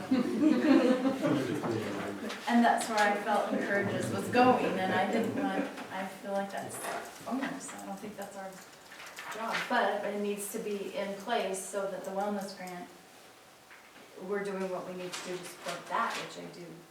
It was just my own hang up, that's what it was. So, everybody indulged my. And again, legally, it's not gonna have any negative effect, it still will work for what you're trying to do with it, so. Right. I know it really doesn't change it, other than it changes the nuance of it from the board to the employees. Right, and they're taking the bull by the horns with what they're pursuing, so it actually better reflects what you're trying to do. We're behind you, we're not mandating it what you're doing, Precisely. so. That's No, what that I- nuance actually does make sense. There we go. So you ready for a motion? I'm ready for a motion. I encourage you to make a motion. I'll move that we approve the local wellness program policy EFA as presented with the deletion of the first sentence in the first paragraph, and with the substitution of the word supports in place of encourage in the first line of the first paragraph under school employee wellness, on page 2 of 3 of that document. Dale, can you amend your thing to also add EFAAR? We need to adopt the AR as well. Yes, okay. How come the policy doesn't say? It does. It does all of it. Two policies, same policy. So it's EFA and Okay. EFAAR. I'll second. So it's been moved and seconded to amend the EFA and EFAAR board policy to delete the first sentence and change the word encourages to supports under school employee wellness. Any further discussion? All those in favor, please say aye. Aye. Aye. Thank you very much. We're better about that policy. I can sleep tonight, knowing I'm supported. Encouraged by my fellow board members to read policies word for word. It's all in order, Okay, board policy, LDE public charter school. Well, this is rolled out by OSBA for immediate action, and for the lease mortgage, the second part of the page, we approved this policy some time back, but it's brought, here it is again. You see on the second page, 155, it strikes all that language related to calculating the number of students residing in the district who are enrolled in the virtual public charter school. You know, when the percentage is 3% of the, it is eliminating all that language. We brought this to Rebecca, so I may let Rebecca weigh in on it. Oh, okay, so this came forward from Linnell at OSBA. When we adopted the changes from our last policy adoption, that caused some changes to be made into this, so that they weren't in contradiction with each other. So anybody that adopted that policy then had to go in and make the change to this. So while we don't have charter schools at this time, we want to keep these policies current. So it's nothing that changes anything that we haven't already approved, it just makes sure it doesn't conflict with that. Essentially, we have this in policy. We did have a group one time investigate opening a charter school, and so anyway, it's good to have a policy in place, and even if that does happen again, so. Anyway, there it is for your consideration. Okay. Do you have a motion? Get awful quiet.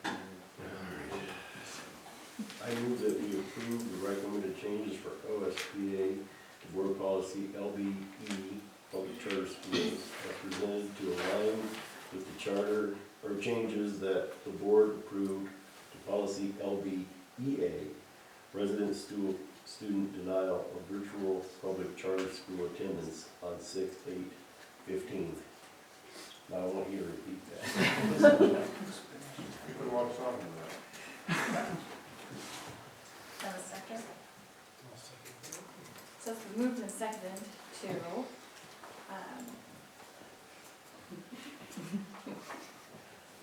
do you have it? Yes. Any discussion? All those in favor? Aye. Aye. Motion carries. Thank you. Okay, new business. If I may, we have a nice group here this evening for the Wellness Committee, and they're here, for 11.5, but we need a trust grant approval. I would like to request that we move that next, and I'm sure they're hanging on the end of their seats with all this wonderful meeting coming ahead. So I'd like to go ahead and recognize that one and move that to the next agenda. Sure. I just. Move 11.5 up. Realize that I would've- They can stay, or you can shuffle out the door, so you can do your business. That would be wonderful, I mean, they won't be completely mad at me. So we're here today, to really talk about the last 3 years of the wellness program and to let you know that really what the discussion that we would like to start with the board is towards sustainability. And our ideas, what we're thinking, and proposing, as the grant will soon be gone, and we'd like to see the program continue. So just to give you guys a little background, this is our 3rd completed year. So we started in 2013, we brought on the fitness center, and really just kicked off the challenges in the program as a whole. We took $25,000 that first year. And then, and with our SMART objectives, that first year, we had 86% of our school employees participate in at least one wellness activity in that very first year. We had 67% participate in the health screen, which you'll see some results from. And then we were able to get the fitness center up and running. In the second year, we reapplied and received the $25,000 again. But it was during that year that we decided to actually send money back as we were thinking about sustainability. So you have $75,000 over a 3 to 5 year span. And so we have chose to extend that out to the 5 years so that we can start that discussion with you guys on sustainability and what's going to happen to the program once this grant goes away. So our SMART objectives for the second year for 2014 were to maintain that 86% participation, and we actually improved that to 89% participation.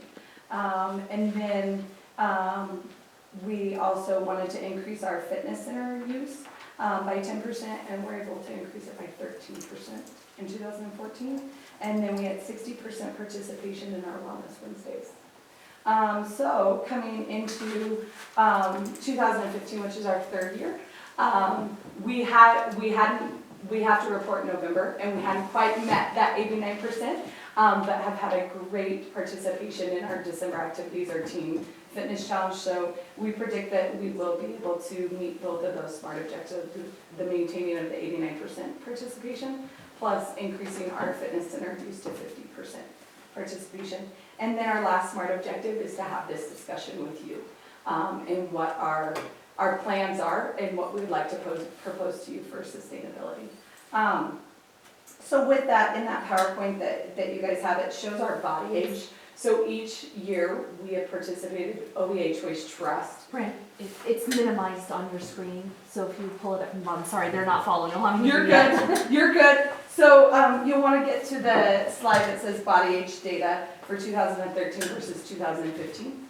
And so this gives you some results. Now, one thing to pay attention to is the body age is not the same participants each year, but it is a snapshot that OEA Choice Trust comes and provides free of charge for us because we're grantees.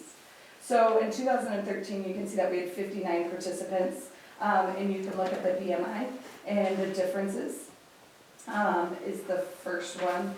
Some of the biggest ones is if you go to the next slide, and it talks about blood pressure. So if you look at the difference in 2013 to 2015, 2013 we had 45.4% in the normal, and in 2015 we had 70%. So I think that this shows the most dramatic impact of our wellness program in this area. And then it goes on to show strength and flexibility, body composition and nutrition, which there's improvement in all areas from 2013 to 2015. More data that we are working on collecting after meeting with Mr. Cahill. We actually met with Superintendent Gallagher in the spring, but some things fell through the cracks, was to gather some data going back before the wellness grant on sick leave to see a correlation there. So currently that's what we're working on to bring that to you guys as well. Good data for 2011-12 school year as far as sick leave versus, 2014-15 to see how they compare. So Mrs. Mills is compiling that. So we're really excited to get our hands on that data, but because of confidentiality, we have to go through the district office for that. But more importantly, we brought people from the committee for you guys to be able to ask questions of them as, I'll progress and kind of talk to you about what our sustainability proposal is. But I wanted you to be able to have some feedback from them. You guys hear from me all the time, so sometimes it's really nice to be able to ask them questions.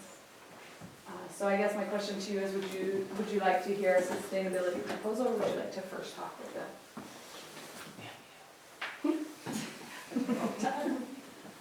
Well, and I'm just reading through your comments here. So this was, you have portions of a PowerPoint. We were invited to co-present with OEH Waste Trust last summer at the OEA conference as a success story.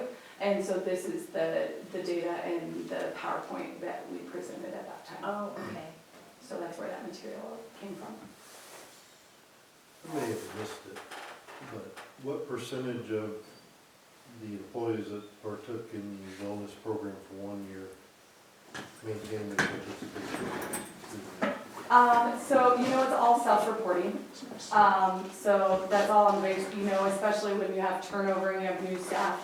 But I think that when we're maintaining that 86 to 89% participation, that most of them are still staying and, participating in at least one wellness activity. I would say that through the 3 years, we have went from participation to a lot of engagement, where we have staff that are engaged in the program and making changes in their lives. Which you can see from some of the comments in the last couple of pages are all staff comments that come from our survey. So we evaluate the program every year. We have our SMART objectives in our reporting, in our budget, and we constantly assess the program and the staff and their feedback on it, so that we can continue to meet their needs, because it's really about them and for them, and so they really are the driving force in the program.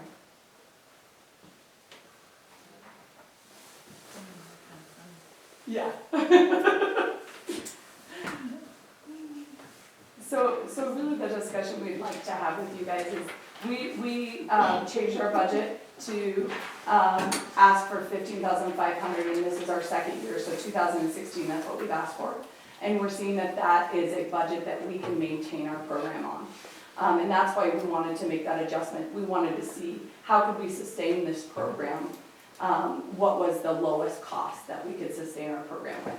And we really feel like $15,500 is where we're able to sustain our program and continue to move it forward at the same time. And so eventually, what we would like is by December 2016 to have a sustainability proposal approved by the district, so that when the grant does go away, that the program is fully funded.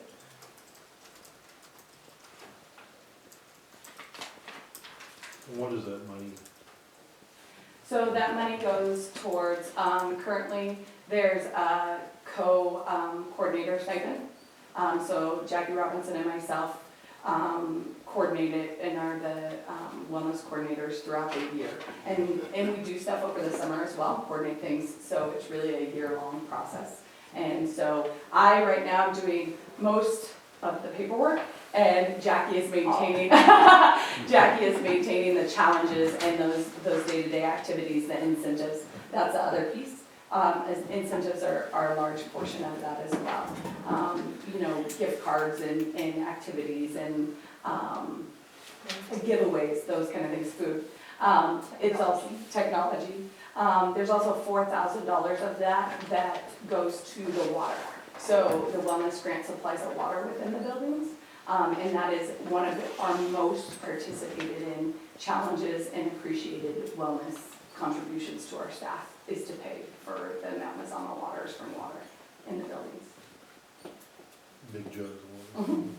Yep, and then a portion of it is also for us to continue to go, you know, professional development, to go to the wellness conferences, to continue to build our program and new things. And maintain our equipment.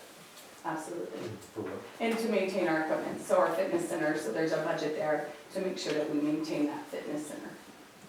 You ever figured out the lifespan of the equipment, the So- replacement cycle?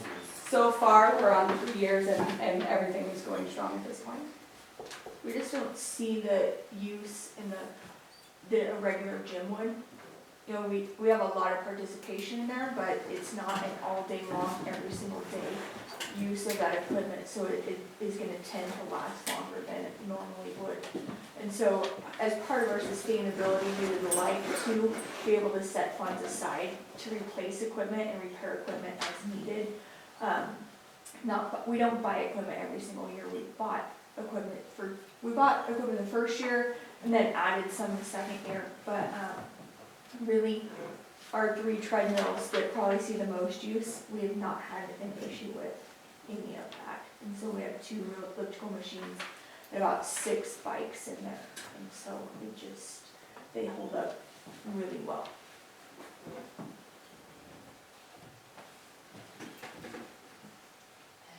So you're coming to us 1 year before you need it.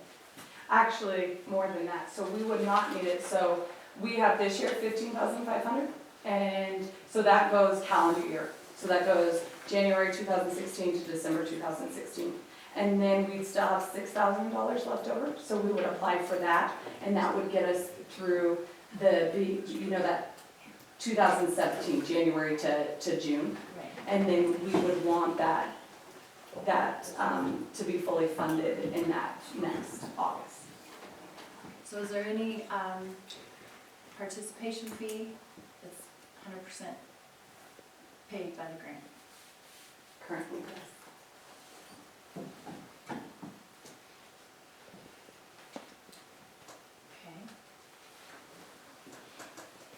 Okay. I support the great work of this committee. They've done an outstanding job as far as, you know, the whole wellness thing goes with our staff and our district and everything else. And, you know, I support this and nice job, committee. Thank you. And we're working on a very detailed sustainability proposal, but we wanted to have this discussion with you to answer your questions or to be able to address your concerns in that, so that we can move forward with formally presenting that to you.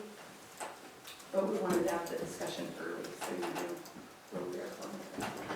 Numbers are very good. The data. Do you have a pretty even participation rate between all the schools? Yes, I think that one of our biggest things is reaching transportation and district office staff. And we currently have building champions at each, so, and most of those ladies are here. Rebecca is one of our building champions at the district office, so that we can continue to have that face-to-face support and contact about what's going on in the wellness program, so we can meet the difference in schedules. I'm gonna check out Wellness Wednesday sometime. We have Wellness Wednesday this week. Yep. It's just food this week. Everyone's ready for the They holidays. make you eat and drink stuff that's good for you. Our building champions are bringing healthy holiday appetizers into the building. You might want to check them out, Jesse.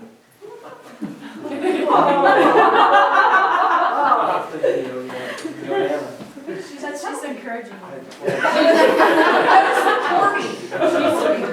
So I would like to turn it over to these ladies to be able to share some of the insight and information to you.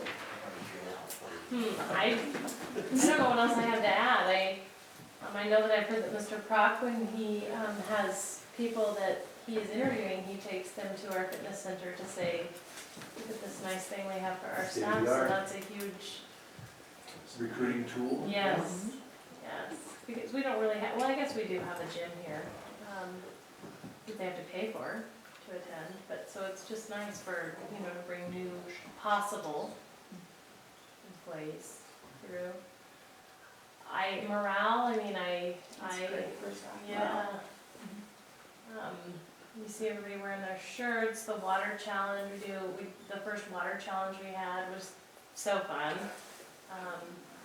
Most of Fremont, I think, I can't speak for Hay, well, I'm quite partial. Fremont pretty much participates in everything, almost 100% participation.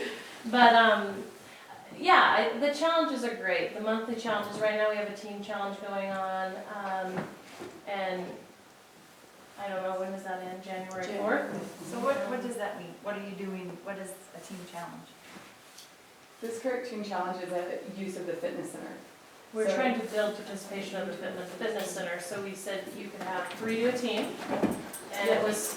Use it once a week. Yeah, you had to use the fitness center once a week, and then you can also log whatever exercise you do outside of the fitness center.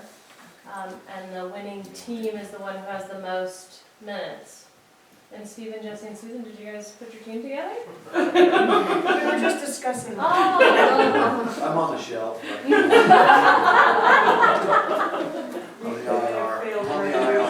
How many teams do we have though? I don't know for sure, but I think that we had 11 teams, so 33 people. So they're not building or grade or? No, they're cross-building, in Yeah. fact, that's Which what's is so really great. neat. I mean, we've got, it brings everybody together. Yeah. People you don't normally see. And a lot of competitive people out there that, Come out of the woodwork, they're making us hard. they're like, you know, I think that they check up to see who's been in the fitness center, and so-and-so hasn't been there, so I'm pretty sure they're not gonna win, and, you know, we get all these emails about, you know, who's doing what, and so it's fun to get a whole bunch of people, and this challenge we've included, so the ESD gets to use our fitness center as well, which is something we added. They don't get to participate in incentives and things like that, so if they win challenges, those folks don't get the prizes, but like, we have a team, that there's an ESD employee on that, and then actually, Rebecca, if she wins, she has to buy Cliff a pair of new shoes because he can't get the incentive. But he has to buy me a lot of full shoes if we don't It's getting family members involved as well, and so it's kind of a community thing, because our spouses can use the fitness center with us, and, And so, it's just spouses? yes. No, but our grant doesn't let anybody, it doesn't let kids use it, so, they very specifically added spouses for us, because we went to them and because we had that request from our employees that they wanted to be able to work out their spouses, so. But yeah, our challenges they get to be pretty competitive, and we've tried to do a variety so we get as many people involved as possible, and we've seen a lot of our employees doing these challenges, so. A couple years ago, it brought in a yoga instructor and had free yoga classes, and now I know there's a big group at the Hay School that have continued doing yoga 1 or 2 times a week, just on their own. They get together still. Kind of opened a lot of doors. Yeah, we've had boot camps. I mean, if there was a yoga instructor, that is one of those things that they would really like to have. So that's also what some of the funds are used for, is if we can access people, so. to provide them. One thing we've really tried to do is reach everybody, and not just physical activity. I mean, we've worked on like stress, you know, Jack did a stress relief one. It's not just about the cardiovascular portion of it, it's everything. And so we've tried hard to reach everybody in the district. And I think we've been pretty successful. Yonanas are the most successful. Yonanas, yeah. But I think that we've worked hard to change the culture of our school, you know, like what's provided, except when Mr. Cahill knows we're out of the building, but what's provided in staff meetings. That's why I sneak donuts in. But our staff breakfast, those kind of things, just the culture of our school, to be supportive and to be healthy driven for whole body wellness. And you guys have the things for the summer too, like the pool passes and things like Oh, that. yeah. So we try to support our community, so we buy golf memberships and pool passes and lap swim and those kind of things to support our community and to get them involved as resources. So you use the grant funds or the funding Yes, to buy the incentives? And So if, I would like to see a budget as far as the amount of stipend, you said 4,000 to the water. How much is spent on the incentives? I don't need to know the specific. right now, we have a budget of 5,000 for the incentives. That's probably one of your larger part of the sum. And a lot of that is because of our location and what we've identified as positive incentives. So we have 100 Mile Challenge, which continues. So that's a large portion of it. Okay, so you're saying the 100-mile challenge is a big challenge, so you have a big prize? No, it's incentive? continuation, so I'll let Jackie kind of So talk the about it. 100-mile challenge is, it starts at the beginning of the school year and it goes until school starts again the next year, and then we start it over because we get a lot of participation. And 15 minutes equals a mile, 15 minutes of exercise equals a mile. And so when you reach 100 miles, you get a $10 Amazon gift card. And when you reach 200 miles, you get a $20 Amazon gift card. And when you reach 300 miles, you get a $30 Amazon gift card. So it's $60 over the course of a year for anybody that does that. And they just have to either document it on paper or a computer program that we use, and I track that. And so that's our biggest money, where we spend a lot of our money in challenges. The challenge we're doing now, the team members win a $75 gift card to Roadrunner Sports to buy new shoes. So we try to really encourage using Amazon, our Amazon stuff, and encourage it to buy fitness gear or technology and things like that. Amazon, because it's easy. Everybody uses Amazon here, and so. And that's what they report back on their survey, the incentives that they like. So again, we listen to our staff and what is it that they want. Out of that $5,000, $2,000 of it for the last several years has been used to purchase new shirts for the Wellness Wednesday. So that's just here's something for you, here, participate in this. So about half of that is basically just to buy a t-shirt and welcome them to the wellness program. So then you're really looking at about $3,000 for year-long incentive.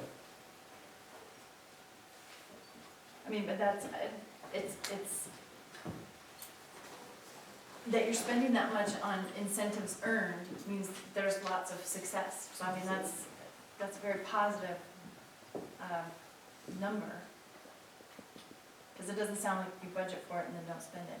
You're fulfilling those incentives. It's really cool. Jackie gets to spend. I like spending other people's money, I guess. So really where we're coming from is when you think about it as a district and us being healthy and what our staff, all staff, certified, classified alike, what they provide to our students in our community, and to invest in them $15,500 for the outcome that you get seems like a pretty great deal from our perspective for our entire district.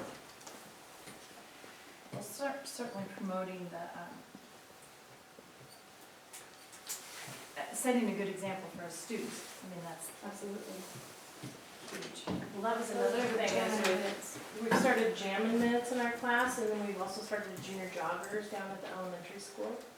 And they set up some cones on the hay field, and for every lap, they have a foot that they carry, and they get a whole punch for, anyway, it's 20 laps, is that what's on it?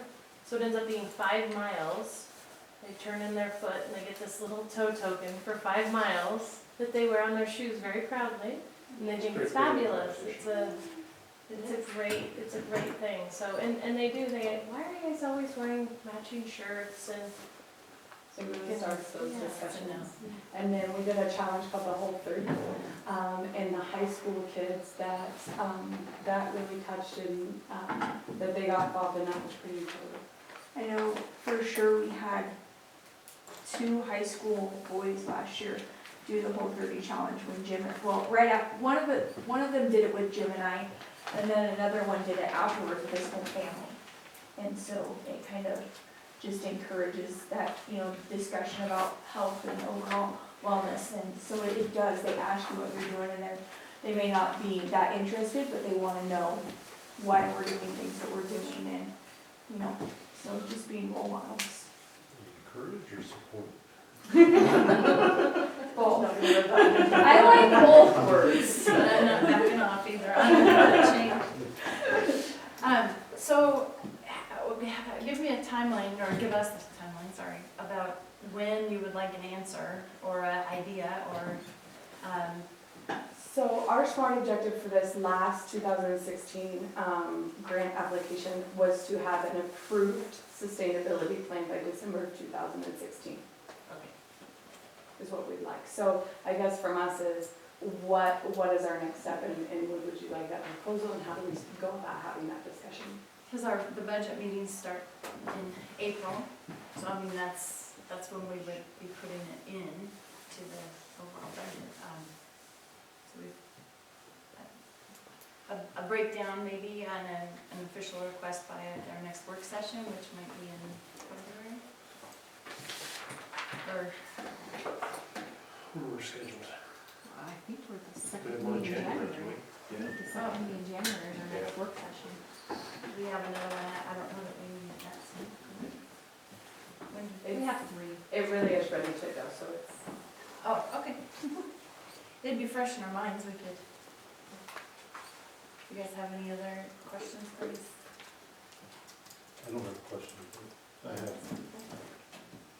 something I really don't wanna bring up, but I'm going to.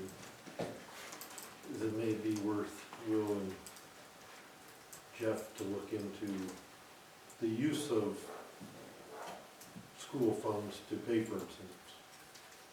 Pay for what? Incentives. We've talked to Will a little bit about this, and it is something, I mean, as far as gift cards go, it is a question that needs to be answered, and we talked to Will about that a couple weeks ago, and so I it's, just think we're crossing in the lines of gifts versus for public officials, taxable, non-taxable, $50 is the amount. per year for a single source. Yeah. And you're talking Jeff, how much you $60, paying $75. Yeah, I believe we actually talked about the coastal conference we just attended. I think $50 is so it's something we're gonna have to look. We may have to do it, structure things a little differently, just to, if it's and they're pretty broad on that. Otherwise, you start paying withholdings and stuff, and we don't want to mess up your program and get anybody in trouble with the Department of Revenue and IRS. Yeah. So we really need to look at that. So my suggestion would be I would put this a little further down the road maybe. And so one other thing that I would like to say is that we do have a resource through a district that has them. So Klamath County took their wellness program over at $25,000 a year, sustaining it. And so I feel like we have that resource to reach out to them on those, It'd be interesting how there's a those structure. questions. Absolutely. So that was the part that was really encouraging for us, is that there were other districts that were taking it on and sustaining the program and the incentives. And so I will make sure to reach out to them too and get some information, so that we can put that in a proposal for you. Well, that's generally the purpose of a grant, is to act as the seed to start it, so that you have a way, have a model for us to go forward with. I thought the $50 was, not to be in exchange for something with a public official. Yeah. Oh, it's related to gifts and.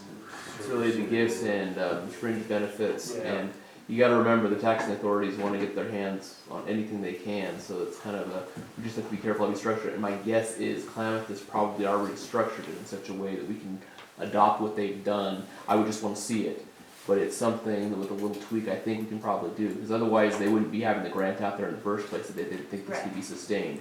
It's just a lot of how you set it up. So that's what I would like to see is you guys reach out to Klamath, get their incentive schedule and how that works, and then we can figure out something. There's no sense in reinventing the wheel. Yeah. But I would recommend, I don't know if you're gonna get a hold of folks in time, I wouldn't recommend trying to do this that early in January, because you've got the holidays coming up, people may not be there, you're gonna wanna talk to people in charge, so I would suggest kicking this into February, so you've got actually time to get the information together. And we can have a work session right before any regular, this isn't gonna, you did all the work tonight. We can have questions ready if we have any. Well, ethically, I think the gift card thing is fine. Yeah, just the amounts are kind of the, Yeah, that's the amount is the key, but it falls under the amount. right. So I appreciate that, that was something that we thought about. Yeah. Not necessarily saying that's the best rule out there. But it's a something rule that we gotta. Would we want, Yeah. absolutely. And I did not know that's why you were all here, 'cause it's not on my, I don't see it on my agenda. You got that lunch right by? Strange.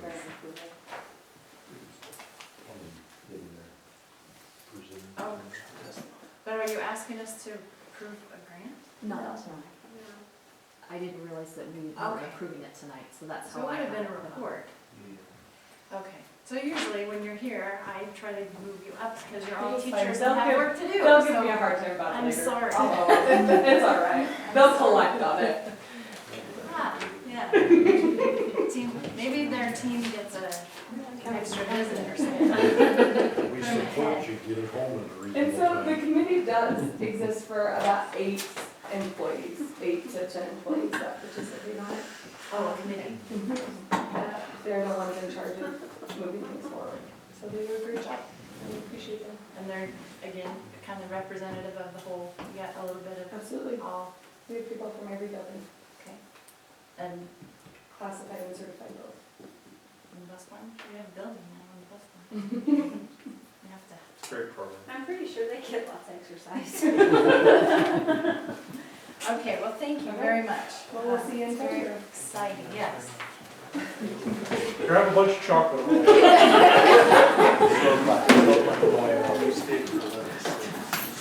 Thank you.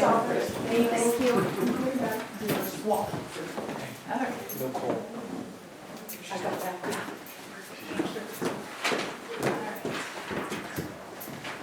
So back to 11.1, ESD committee member, budget committee member. Yes, with Mrs. Roseberry going over to a full-time ESD board member. We need to have one of you fill in her position on the ESD budget board. Everybody jump up at once. I'm pretty sure Annie wanted to do that. And the I next did it meeting is last time. January 26th in Paisley, so we have to have a person to her tomorrow so that they can plan for that, is what she requested. Day of the week, I don't know what day we Oh. Now I have your calendar right here, Dustin, I'm pretty sure you were Tuesday. And I'm the other guy on the board, so we will travel together, so. I think, Bob said they meet once or twice. It's, I think it's It's not pretty, very it's pretty simple, I think.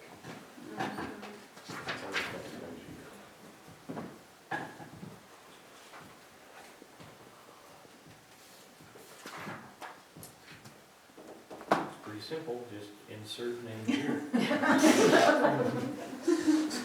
Just waiting for someone to insert their name.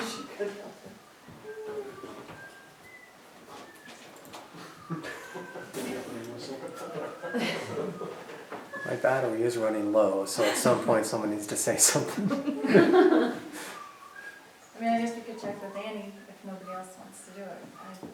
I can't do both, right? No, you can't. No.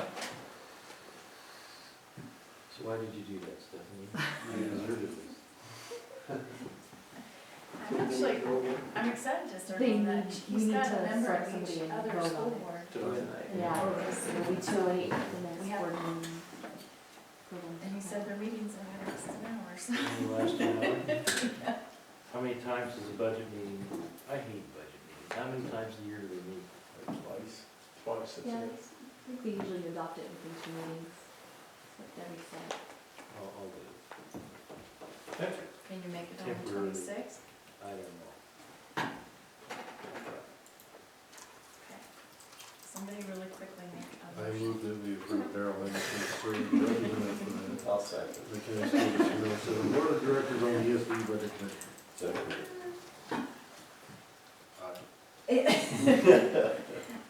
Thank you, Daryl. It's been moved and seconded to approve Daryl Anderson to serve as our representative to the ESD Budget Committee. All those in favor? Aye. Thank you for doing that. 11.2, memorandum of understanding with OSEA.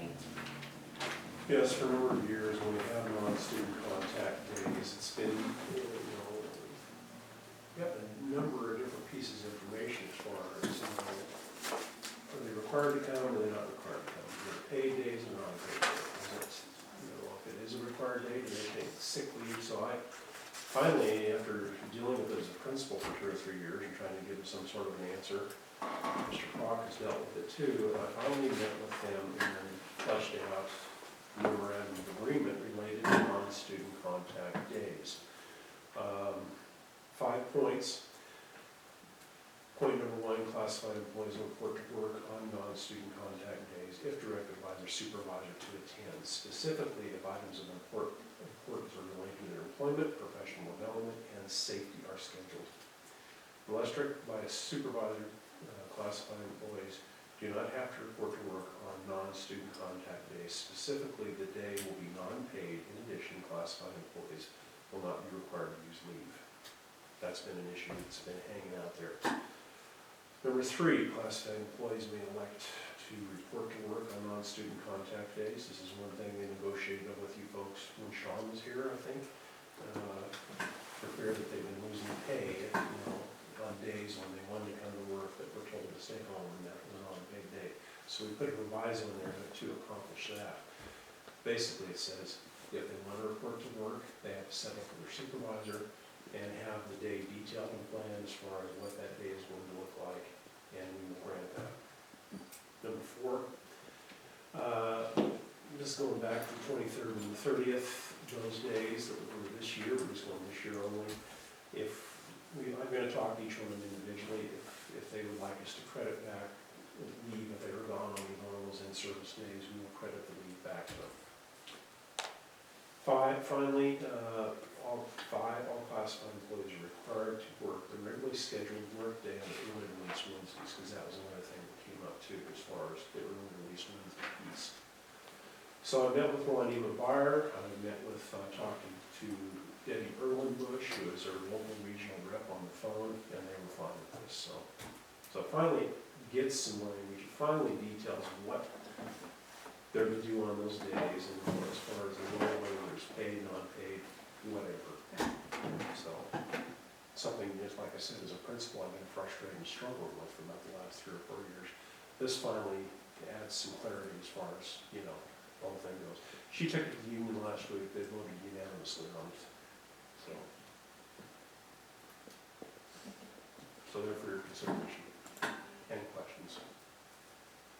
And I recommend that you guys do it. It does exactly the thing. And also, I'd also add that my understanding that most people are actually planning on not taking it. Most staff didn't really want to be there unless it was something related to them. So this is exactly reflective of that particular objective.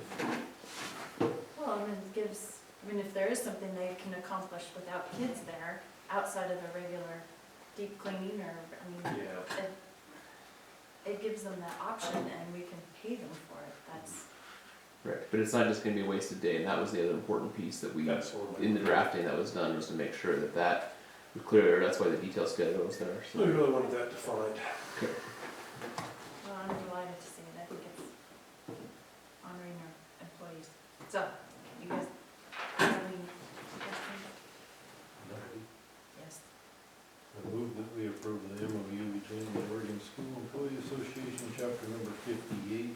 County School District 7, which defines the role of classified employees related to their responsibilities and attendance on non-student contact work days as presented.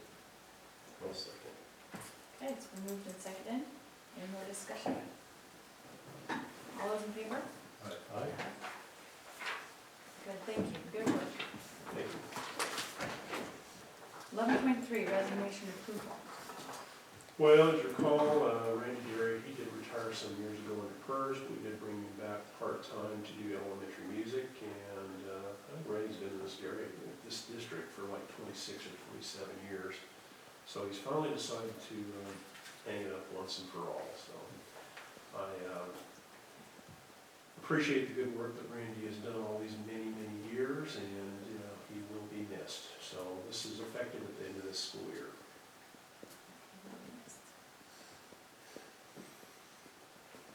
Okay, Actually says 30-plus years. So I That's don't what his know. letter said, over 30 years of Okay, service to the I kind district. of lost track, so anyway. okay.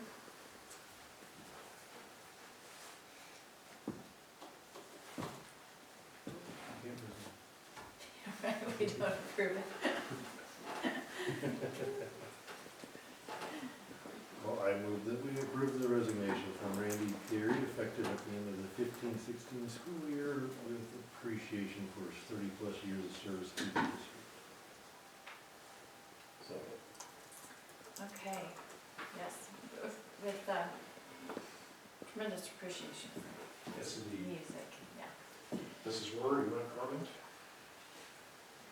We couldn't do without Mr. Derry. I'm covering his class tomorrow, so or Thursday, so that he can come up because he's been a mentor to our high school teachers coming in trying to build programs as well. He teaches ukuleles to kids, and there's no way. I covered his class during ukulele class about 2 weeks ago. I don't have to go there anymore. I know that that is not something I ever want to do again. I did it last year too, and then the next time you had me come in and sub for me, you had me show a movie. And I asked for that up front, because I knew the ukuleles would really challenge me.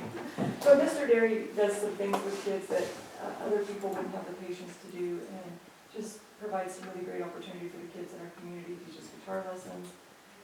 He helps with 3 different Christmas programs, and just has provided leadership in music for a long time in this community. And I don't know how I'll replace him, so I'm glad I have some time to think about it. Filling the big hole. Yeah, sure will. Okay, well, it's been moved and seconded. And so with our thanks to him, we'll have something, I'll get that in the year, right, Mr. Peter? You'll have something for Mr. Derry at the end of the meeting? Yes, Okay, most definitely. all those in favor? Aye. Okay.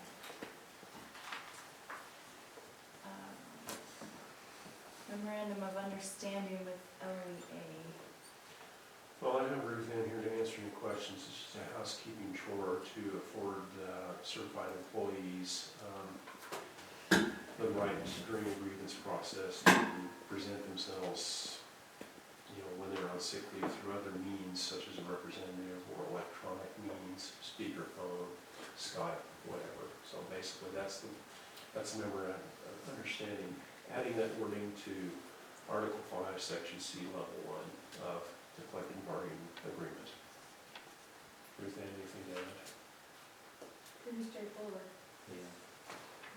Okay, So for your consideration. I move that we approve the memorandum of understanding between Lakeview, Oregon Education Association and the Lake County School District Number 7 regarding additional language to Article 5, Section C, Level 1, informal and formal grievance level as presented. okay, it's been moved and seconded to approve the MOU. Any other discussion? All those in favor? Aye. Motion carries. Okay.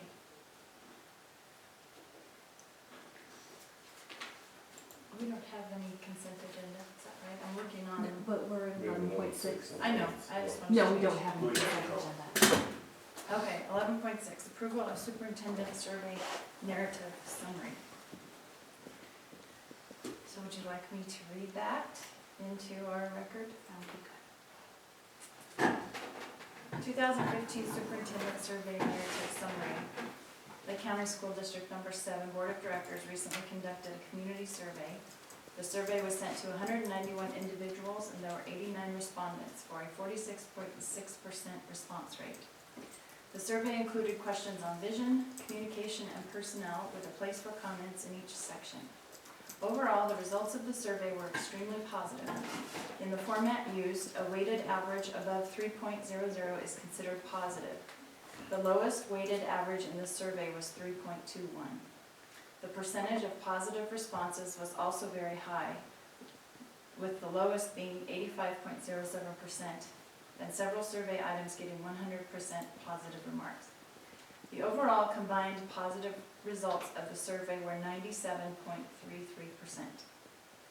The scores were extremely high, indicating a high level of agreement from the responders. The board will use the results and comments to drive future actions, plans, and goals for the superintendent and the district. The following positive comments were shared in this year's survey.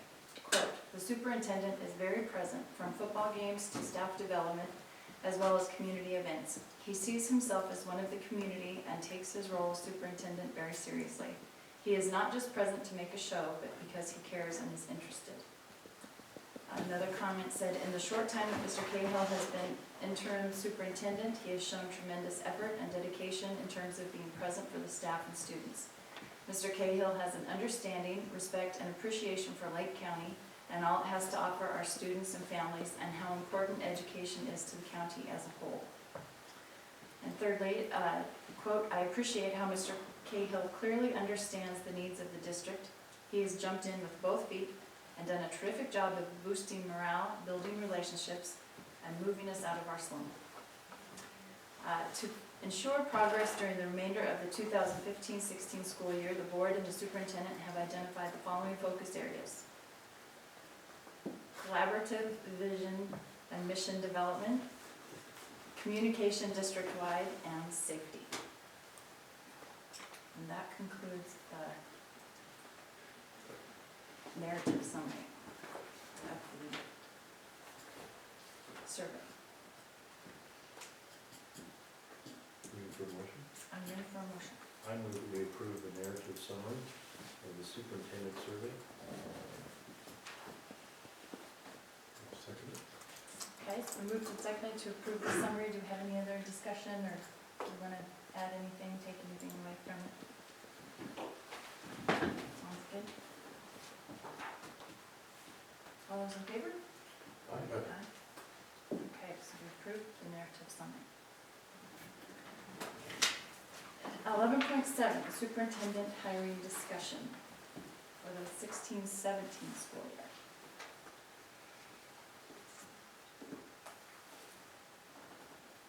It says presenter chair, but I don't. So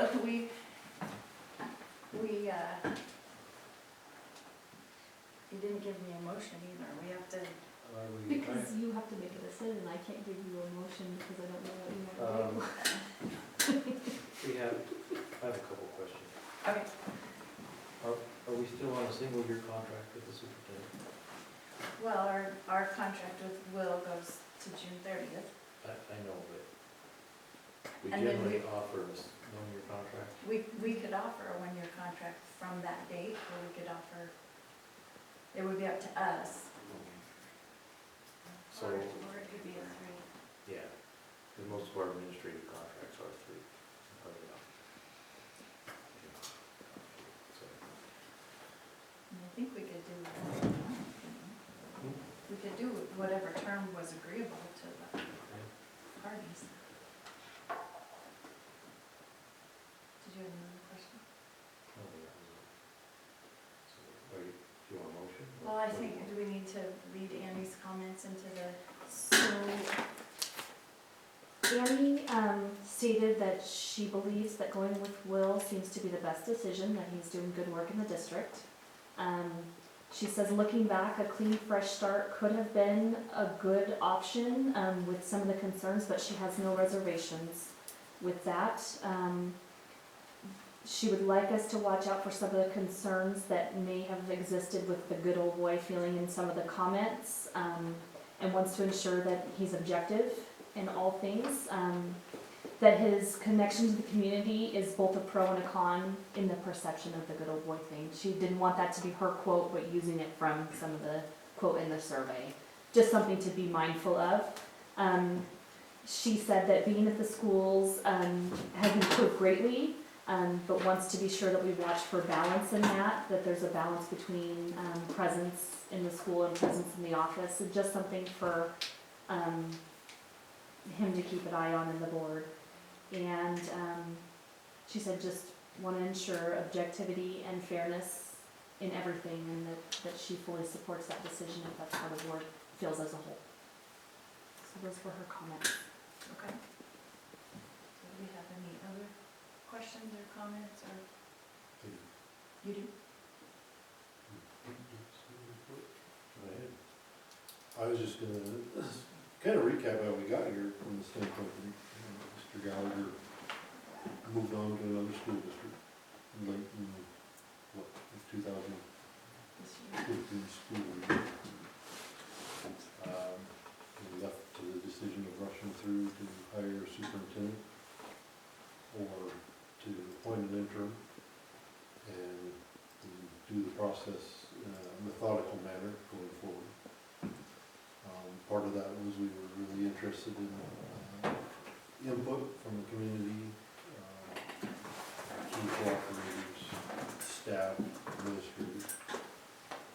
We also negotiated that we were going to give Mr. Cahill an evaluation kind of mid-year, and that would help drive our decision of whether we appointed him permanently or started our search for a superintendent. I guess, that being said, when we started the conversation a couple of months ago about the evaluation,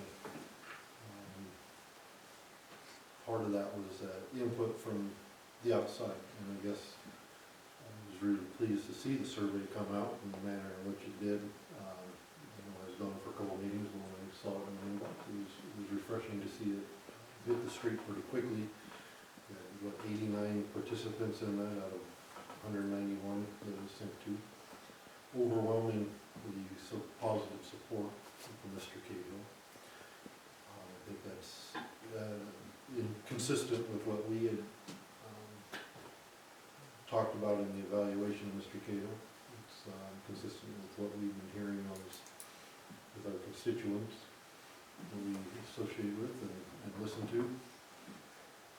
And so with that, I guess I would make a motion, if you're willing to hear it, Yep. that we appoint, or I guess enter into a standard contract with Mr. Cahill as the superintendent of Lake County School District Number 7. I second that. I think we better add a term to it. If it's 3 years. What is the standard? Is it 3 years. 3 years? Standard 3-year contract. Well, I think we would do that when the existing one expires in June. It started in June, yeah. So. we Start probably- July, I mean, start July. I think we're just changing from interim to permanent Start July 1, next July 1. July 1, 2016. Yeah, yeah. So at that time, then we would talk about contract. Correct. The steps you need to go first would be changing, like I said, from interim, and then you, at a later date, you said set the duration in terms of the contract. So it's been moved and seconded to appoint Will as our permanent superintendent. All those in favor? Aye. Motion carries. Thank you. Thank you. Thank you. Appreciate it. Job well done. Thank you for the recap too. That was a good meeting. You could have told me that before, so I didn't sweat out the whole, what do I do? Very good. So, no consent agenda. Do we have any announcements? No. Next board meeting agenda items. We'll bring back the Healthy Teens Survey, and then I, as required by ORS, or OAR, Division 22 standards. So we'll start putting those together, and I have to present those to you at the next meeting, because they're due into ODE by now January 15th. Tell the evening's getting late. Yeah. Anything else? So those are the two things I have. Yes. And our next meeting is the 11th? January 11th. January 11th. Yeah, we'll have a, hopefully have a contract approval and I do have that on. have that. Yeah. Yeah, for the elevator. Okay. Anything else? I move that we adjourn the meeting. Second. All those in favor? Aye. Aye. Meeting is adjourned.